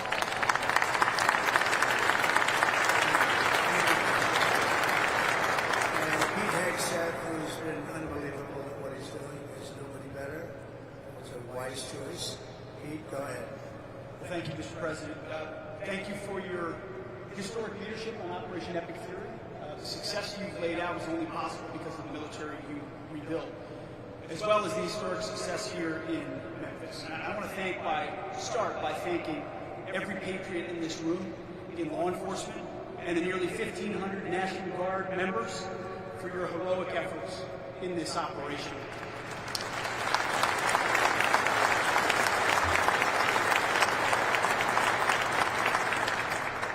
This is more than a task force. This is a statement not just in this city, but across the nation. When I look around this table, I'm looking at people that we work with every day: Governor, Cash, this team, the National Guard, Pam, Stephen, as was mentioned, Gaddy, the Speaker, at the federal level and the state level, working hand in glove. It doesn't happen any other way. You see, before President Trump, our nation was set on a perpetual course of decline. Our defense industrial base had been hollowed out. Our military had lowered its standard, prioritizing equity over merit and lethality. And right here in cities like Memphis, our people were focused on enduring just what seemed to be the status quo of rampant, vicious crime. Well, they let their cities burn to the ground, literally. In the name of hallowed humanitarianism, weak leaders, and that's what it is, it's weak leaders, previously provided sanctuary for hordes of dangerous illegal aliens who preyed on our most vulnerable. Soft on crime, defund the police nonsense, tied the hands of our brave law enforcement heroes while the bad guys ran wild. And the most basic tenets of public safety, the foundations of any civilized society, were labeled as too toxic to implement. Well, not under President Trump. Such engineered chaos combined with a wide open border. By the way, thank you for agreeing to sign that declaration for the Memphis troops, the DC troops, and the troops on our border. They'll now be paid and get benefits just like folks on active duty. Thank you for that, Mr. President. It's an important step of demonstrating how serious this mission is to the Department of War. It's common sense. And it was that same common sense that brought President Trump back to the White House. People were sick and tired of the never-ending crisis. And under President Trump, we will not allow depraved, suicidal ideologies to destroy our great cities. No longer will we sit idly by while illegal aliens and savage criminals rape, murder, and poison the good people of this country. Because every American, without exception, is entitled to safe, clean, and beautiful cities. Cities where you can walk in peace, cities where law enforcement can do their job. And to that end, the Department of War stands shoulder to shoulder with state and federal partners so that our streets can be defended once again. Kind of like the visual I'm looking at right here. I see a lot of civilian leaders and police law enforcement leaders in the front. And who's behind you? Men and women in camouflage, having your back every single day like we do in this mission. So thank you for working tirelessly to protect this state and restore law and order. And the results, they speak for themselves. That your presence has led to a massive reduction in crime, a reduction the good citizens of Memphis deserve. So thank you, Mr. President, for your leadership in restoring street by street, neighborhood by neighborhood. You are saving Memphis, Tennessee, and the country. And we're grateful for it. Thank you, Mr. President. Thank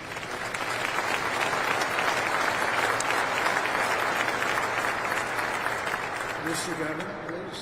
Yes, sir.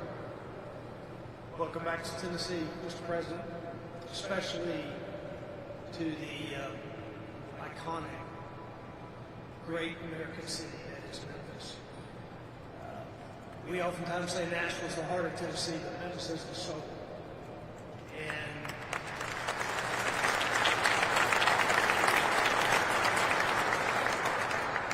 great businesses here, remarkable people, true, rich cultural history, but a serious problem. And I want to tell you, even for me, today's a very important day, even personally. I'm a man who has loved this city all my life. My grandparents mom born and raised, my family here. As a young kid, spent time with my cousins roaming the community, the neighborhoods in this city. But sadly, for decades, that was not possible for children to do safely anymore. And to watch this great city be plagued by crime like it has for decades was a very tough thing for Tennesseans to do. But as I said earlier, what's happened in the last 6 months has changed that story entirely. And because of your leadership, Mr. President, putting together the Memphis Safe Task Force, putting these people, this leadership team in place, funding and making possible resources that have never before been made available to a city like has been made for Memphis. Because of that, because of the leadership here, and these, especially these men and women of law enforcement and the National Guard, who have, in fact, gone shoulder to shoulder with not only the multiple agencies involved, but with the people in Memphis. What has happened here has created generational change and will create generational change, and it could not have happened except for what's happening and what we're celebrating here today. So the people of Memphis are grateful. This governor is grateful. I thank you for the work that's happened. And we are looking to the future. We believe that great things lie ahead for this city. There's a lot of work yet to be done. The General Assembly, and we are working together with the General Assembly to create legislation that will make certain that this is a lasting effect for our city. I'm very hopeful for the men and women of Memphis that have prayed for a long time that the violence would stop, for the businesses that have held strong to create jobs and opportunity for Tennesseans. I have a lot of hope for the future. I do believe and have believed all my life that this is a great city, and now it is on a trajectory of greatness beyond where it's been in the past. Thank you for that. And I will say, I want to introduce Stephen Miller to speak next. There is one person who showed up here early, actually multiple people at this table, but he said his commitment to whatever we needed for this city and for this task force to be successful. He committed that when this began, and it has happened. And we're not done, but the statistics speak for themselves. What Gaddy just read out a while ago is hard to imagine when we first started this just 6 months ago that these were going to be the results. There's more to go, but we're grateful for the work. And Stephen, your commitment to us Tennesseans truly are grateful for it. And your commitment to President Trump's strategy, not just to make Memphis safe, not just to make Tennessee safe, but to make all of America safe again. So thank you, sir.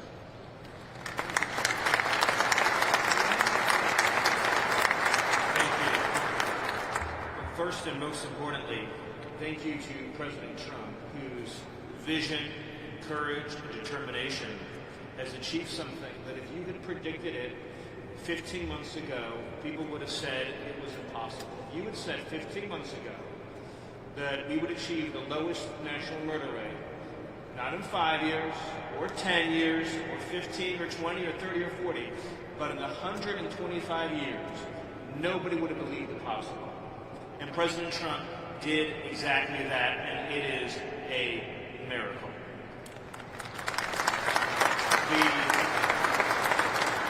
Just think about this for a second. Under President Trump's leadership, the largest reduction in murders in American history, the largest reduction in violent crime in American history, the largest reduction in drug overdose deaths in American history, the largest reduction in fentanyl in American history, the largest reduction in illegal immigration in American history, and the largest number of criminals arrested, removed, or deported in American history, all done in 1 year. I want to say this, if we had an honest media in this country, the statistics I just gave you would be 24/7 on the news. Nobody could have ever predicted such an achievement would be possible. The second thing I want to thank President Trump for is assembling the greatest national security and public safety team in American history. Because President Trump believes in merit and competence and people who get things done. So you look around the table of who President Trump chose for these jobs. You start with Rob, or Daddy, or Pam, Pete, Cash, Todd, Terry, the whole entire team. What President Trump put together has never been rivaled in history. That's how you get things done. He chooses people based on their skill, their competence, their ability, their determination, their dedication, their loyalty, and you're seeing the results. So I just want to again thank President Trump and of course thank the governor as well, who picked up that phone, called President Trump, and said, I want you to help make Memphis safe, although I bet the governor would agree. You could never have imagined this safe, this quickly, this many people behind bars. And let's just remember that because of the work that President Trump is doing, not only in Memphis, not only in Washington, D.C., but all over the country, ultimately, it will save and is saving tens of thousands of American lives. It is, I'll use that word again, what President Trump has done on border security and public safety is a national miracle that will be studied not only for generations, but for centuries to come. Thank you, President Trump.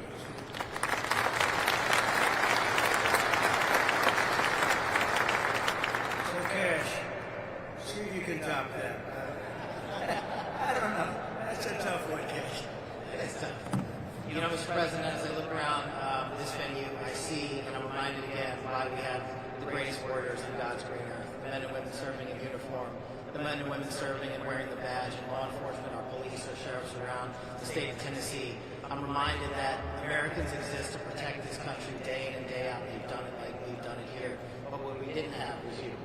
We didn't have a commander-in-chief who backed the blue, who resourced the blue, who funded the military, who did whatever it takes to safeguard every single life. And here in Memphis, Tennessee, you have put on a show for the world. You have allowed us to go out there and capture gangbangers, rapists, murderers, drug dealers at record historic levels. And for me, a first-generation Indian American kid whose parents fled a genocide in East Africa to become the 9th director of the FBI, I'm living the wildest dream you could possibly imagine, sir. But it's thanks to you. But more importantly, what I see when I look out across our great partners here in the interagency, and our great legislatures, and our great prosecutors, and our great attorney general who has the guts to go out there and make arrests, turn them into prosecutions, and put people in prison, you are giving that dream to every single child in the state of Tennessee. You are inspiring the nation and law enforcement to come up and wear the badge and wear the colors of this country and safeguard our men and women for generations to come. This is an enduring mission, Mr. President, because you have made it enduring. It is going to go on for generations to come. They're going to try to achieve what you accomplished here, what Stephen said in just one short year, and they're going to be doing it for decades because America was smart enough to elect you as our commander-in-chief. So while we're out there fighting for the dreams of our children, just know, Mr. President, how many millions of dreams like mine are going to be lived thanks to your brilliant leadership. Mr. President, thanks for delivering America the safest country on God's green earth. Thank you very much.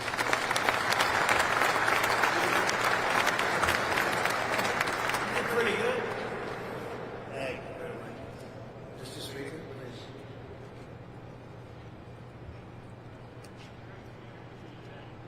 And you're in the hottest country, in the hottest state, and now the hottest state. In that endeavor. Also, it takes strong leadership, Mr. President, to do what you do. We thank you for that and have a strong team as well. But I'd like to say that I appreciate how resolute you are in your belief and in your attitude. And I think that's a testament to making America first.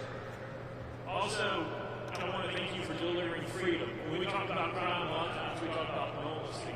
But the people get used to high crime. They don't understand what low crime is. And in this city, unfortunately, became a normal thing, seeing high crime. But you deliver freedom to the residents here in Memphis as well as Governor Lee did. And it's as little as watching a kid or a child who said they had a bicycle in their living room and now they're able to ride it outside. We take that for granted. We take that freedom for granted, but because of you, now here in the city of Memphis, kids can ride their bicycle outside, which they never had experienced before. And now what has happened when you have freedom, Mr. President, you have opportunity. You now have hope, you get independence, and then comes prosperity. And that's what making America great is all about. They can be anything they want to be. It doesn't matter where you start out. you can end up wherever you want to be, and that's exactly what you're doing, Mr. President. And we can talk about crime statistics, but I want to thank you for saving hundreds of lives. And I mean by saving hundreds of lives, it's those individuals who were not shot and killed in the city of Memphis. Those are saved lives that have something else that God's going to give them to do in their life other than be a crime statistic.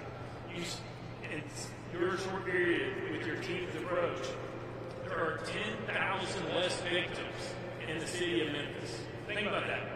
Hundreds of lives saved, 10,000 less victims. That is an accomplishment that you have never seen in this aspect.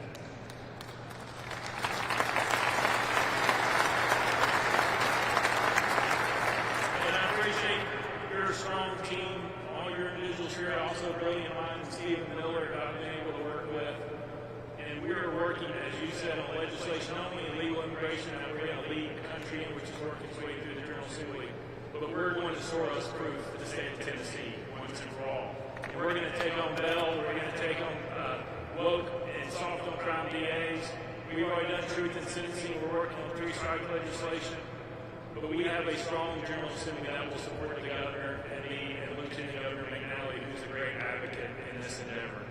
And the last thing I'll say, Mr. President, is I appreciate your resolve to not allow people's words to distract you from your destiny. Stephen Miller just laid out what that destiny looked like, which is untouched in our history. Thank you for being resolute and not allowing those who want to take you down or to cause you harm to allow you to continue fighting forward to make the America what we know it can be, as well as the city of Memphis. Thank you very much, Mr. President. Thank you very much.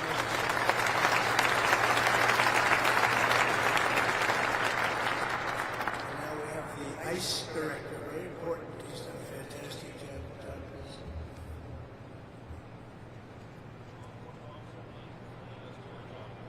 That's the key thing. Men and women in this room that wear the badge every day. We know that we have a president that has our back. So because of you, we can go out, we can make America safe again. But honestly, sir, if you just look at what we did, this is what happens when strategy actually needs execution. Your model is delivering real results, securing communities, and making neighborhoods safe. And if every more cities would just take the lead and have the strength and constitution like the governor does to make their major cities safe again, this is a prime example of how to do it. This is a direct reflection, sir, of the model that you put in place. This and the Homeland Security Task Forces that you put into action with your executive order are really what's going to make a difference in this country. One thing Gaddy brought up was the Memphis Interagency Fraud Cell. That's key to your promise to the American people that honest Americans that need that funding will get it. What we're doing is we're having a reduction in fraud when it comes to SNAP benefits, mail fraud, and Medicaid fraud. And that's key and important for true Americans that believe in you that you're going to make a difference to make this country great again. While this wasn't an immigration-led operation, sir, we did have 619 illegal aliens arrested, 7 of those which were Venezuelans that were hurled into this country of TDA gang members, 1 El Sal that raped a child, and another Honduras male that raped several children. Because of your leadership, we were able to get these violent criminals out of our neighborhoods. And sir, Memphis going forward is going to be an example, as Mr. Miller said, for decades to come. So on behalf of the men and women of ICE, the Special Agents of Homeland Security, we thank you for your leadership. Thank you very much, and just, if I might, so here at the front of the storm, the Democrats have caused lots of problems at airports, all other places too. We shouldn't be in this position, especially when we're in conflict elsewhere. But how are you doing, and how is ICE doing at the airports and helping out? Sir, just having the opportunity to help our other fellow officers and Department of Homeland Security, we're doing great. We're going to make sure that your promise is kept, that we're going to help those lines move, and we're going to make people safe. No one should be nervous to go to the airport because we're going to make sure that every traveler in spring break has a safe journey. Great job, you're doing a great job. Thank you very much. Rob Skater, please.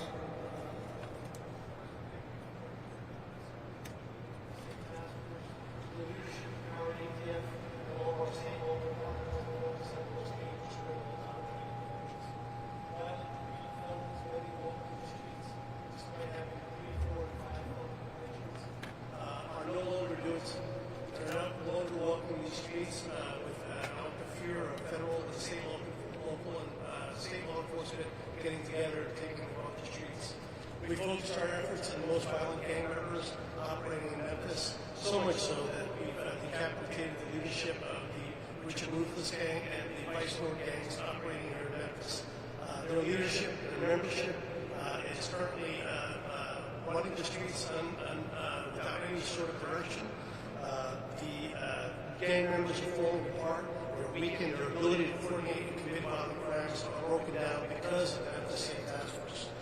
We've also been able to identify numerous firearms trafficking task force evidence items that you see here were recovered from violent gang members. Many of these firearms were converted from semi-automatic weapons to be able to accept machine gun diversion devices, which now allow these rifles and pistols to shoot full auto. Those weapons were used by the gang members to terrorize this community and commit numerous homicides and numerous aggravated assaults. Those networks were identified and removed from operations. One in particular was operating 3D printing machines, making machine gun diversion devices in his house when the search warrants were executed by ATF and our Memphis Safe Task Force partners. We are continually focused on preventing violent crime. In one instance, while we're out of patrol with our state and local partners, our agents responded to a shooting that just occurred. They located a victim that sustained serious gunshot injuries. Agents were able to render first aid on the scene and prevent that victim from bleeding out. The victim was transported to the hospital and ultimately survived because of the Memphis Safe Task Force being here. Our agents regularly talk to the members of the community. The community, when we first arrived, was in visible fear.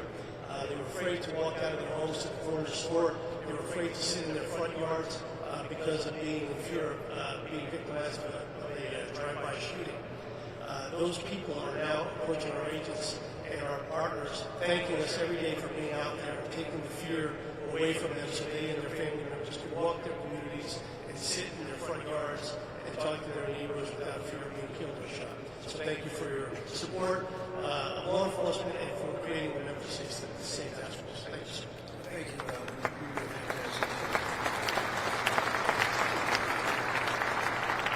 One of the best crime fighters I know really from personal experience, because I watched him more in D.C. than here, but I get the reports on what's happening in Memphis. And Terry Cole, please say a few words. Reach out. Mr. President, thank you for your leadership. It has given law enforcement the tools and the support to take this fight directly to the local street gangs, but also the cartels, the designated terrorists that are killing Americans. Your leadership is attacking not only the local street gangs here, but it's attacking the cartels in Mexico. It's attacking the cartels in Venezuela. It's attacking the cartels in Colombia and Ecuador. And it's setting the example for the world to see that they are designated terrorists. They are fueling the violence in our streets. The DEA, along with our local task forces, are disrupting the supply chain, dismantling networks, and saving American lives. This is America first. This is Americans first. The DEA is proud to stand along with our federal, state, tribal, and local partners here in Memphis with our amazing military National Guard. The work has just started, Mr. President. We will take the battle wherever the battle leads us. But one thing can be rest assured, after you take Maduro out of Venezuela, after you take Menchu out of Mexico, after your diplomatic pressure forces the Mexicans to make a record seizure last week of 270 kilograms of fentanyl that was destined for the United States, this is truly due to your leadership. It's due to your partnership with law enforcement that enables us to do our job. A few small seizures from this task force is represented in front of you. Close to 190 kilograms of cocaine. Close to 50 pounds of methamphetamine. But more importantly, this task force seized enough fentanyl to kill in lethal dosages close to 20 million Americans. 20 million Americans. In a separate case just outside of Memphis, working with our state and local law enforcement partners, we seized another 25 million doses of fentanyl that was heading to our cities, heading to our streets. I will tell you, Mr. President, in my 3 tours here to Memphis, to put on the gun, to put on the vest, and to go out in the community, I was welcomed.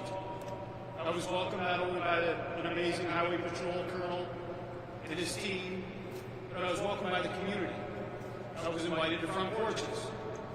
I was invited to an ice cream social. That was in between the hard work of the men and women of the DEA and this task force that we're conducting daily. See, personally, I served 4 search warrants with the amazing men and women of DEA and the Memphis Police Department and Tennessee Highway Patrol because I believe in the mission where you lead from the front. So thank you for giving us at the DEA the power to do our job again. Thank you for giving us these amazing relationships with these task forces and the Homeland Security Task Force and the Memphis Task Force and the Washington, D.C. Task Force. There's no command we won't go out and complete, Mr. President. We're here to execute orders. Thank you for your leadership. And thank you for this amazing opportunity to make America safe against it. Thank you. Thank you, Jerry. So just in finishing up, we have 2 great people that happen to live here. One's a business owner, a good one, and one's a good one, also a resident. And we're going to ask you both to say a few words. Please. Mr. President, thank you for saving Memphis, and thank you for asking me to share my story. My name is Tim Pugh. I'm the co-founder and president of Pugh's Earthworks and Pugh's Flowers. My brothers and I have 2 family-owned businesses in Memphis, and this year marks our 50th year in business since we started our American dream. My entire family, including our new grandbaby, is living and working in Memphis. We want our family to feel and be safe. We have many friends that have moved away and encouraged their children to move away because of escalating crime. We love Memphis and call it our home and would never want to move away. The crime in Memphis has affected my businesses. We've had several delivery vans full of flowers stolen as we're at the front doors from the house delivered. Turn around, the van is gone. We've had landscape equipment stolen from job sites, and now we have to lock each piece of equipment to the truck while we're working on the property. And because of multiple break-ins, including one night we had 5 vans with the catalytic converter stolen, all 5. Due to repeated theft, we had to install an electric fence and multiple cameras around our main store to prevent this theft. All of this adds significant financial burdens and man-hours. In the spring of last year, members of one of my landscape crews were robbed at gunpoint. This type of action became too normal in the city that I was raised in, and honestly, I felt that we were on a path of no return.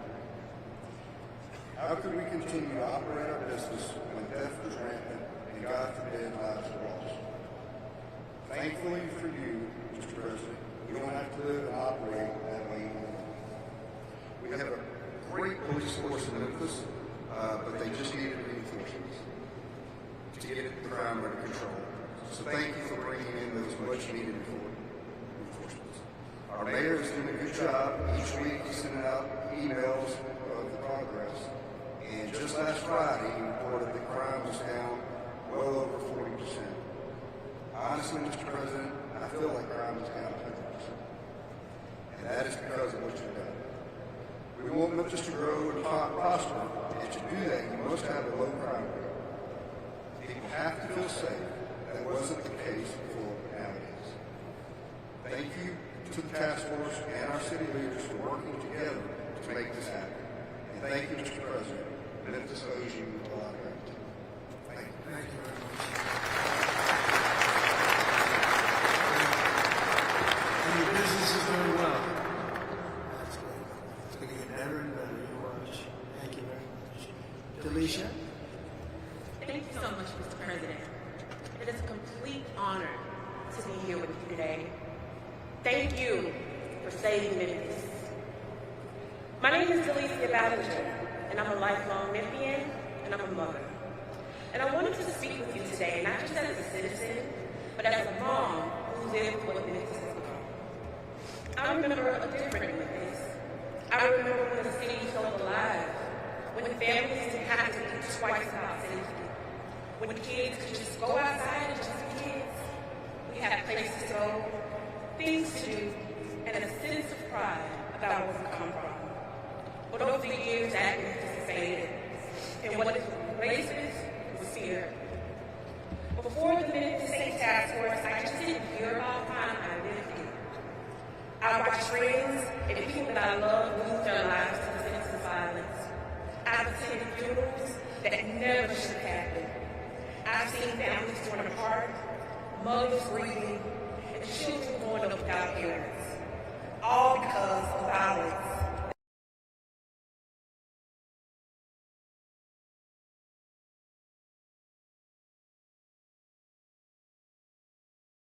Things change more than becoming a book. Because now, it wasn't just my life that I was worried about. There were days where I wouldn't let them go outside, not because I didn't want them to, but because I was afraid what would happen if I did. And in the fear of stray bullets, the stabbings and gunshots at night, constantly wondering if they would shoot me safe.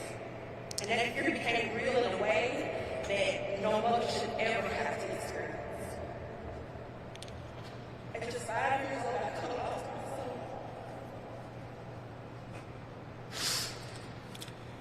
There was a drive-by shooting, and a random bullet came to my home and it said that very safe that my son lay. And to that day, this bullet hole is still in my mom, a permanent reminder of how close I came to losing everything. My family and I, we are good people. We work hard every day to have everything that we have, only to have it taken away from us. We've experienced multiple burglaries in our home, and it wasn't just the material things that were stolen, it was our sense of security, our peace, our livelihood. And that violence just wasn't inside of our home, it was all around us. Just a little 4 houses down from where I live, a grandmother and her child was shot. I remember what sounded like almost 30 gunshots ringing out. Yellow tape covered the street. After that day, those neighbors never returned.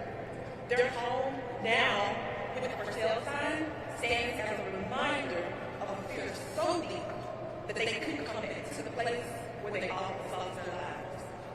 And that feeling, that fear is something that my family knows all too well.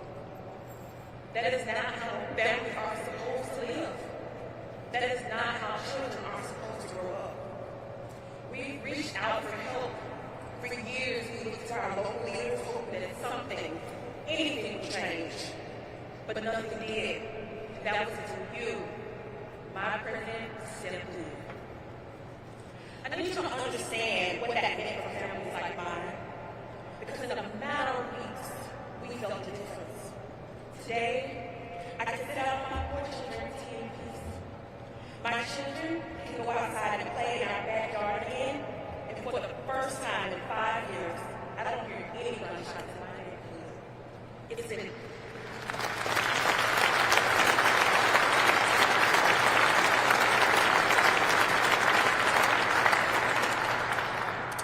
been almost 6 months, and it's like the whole world. That silence means everything to me. It means safety. It means peace. It means that I can breathe again as a mother. What years of waiting couldn't fix, you did it in just 3 weeks. And I'll never forget that. My family will never forget that. And what's even more powerful is that that impact did not stop there.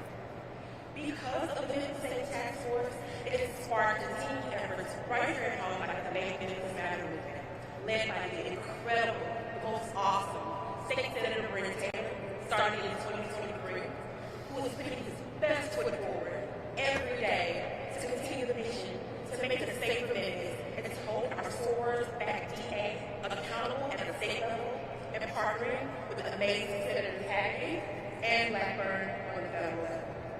And it is because of leadership like that, I believe that Memphis can become that place that I want to remember. So from the bottom of my heart, thank you. Thank you for seeing the Thank you for taking action. Thank you for putting Americans first, especially right here in Shelby County, Memphis. Because this isn't politics for me. This is my life. This is for my children. In fact, President Trump, my son, my beautiful son is here today. And he would like to wave and say thank you because now he's free to live a normal childhood.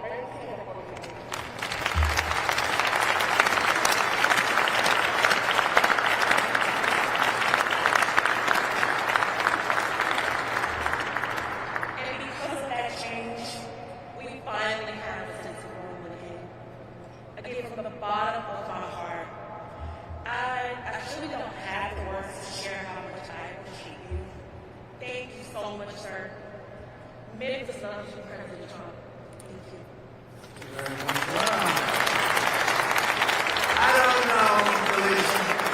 I think we're going to have to give her MVP, right? MVP, Delisa. That's a great job. Thank you very much.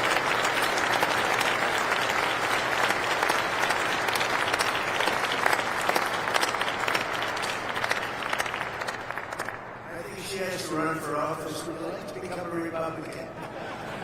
She said, I am a Republican. I love it. Anyway, great job. Thank you very much. Appreciate it. So, you're going to see some fantastic results that already happened. You're going to see some numbers that are going to bring you into a level that few cities attain. I want to thank the governor. I want to thank the state. The state is just a fantastic state. The first day I stepped in, we were leading by 30 points, and it never went down. It just only went up. So it's something special. We have a bond. We have a special bond, you know. You can be a politician, but when you win something in landslide, you have a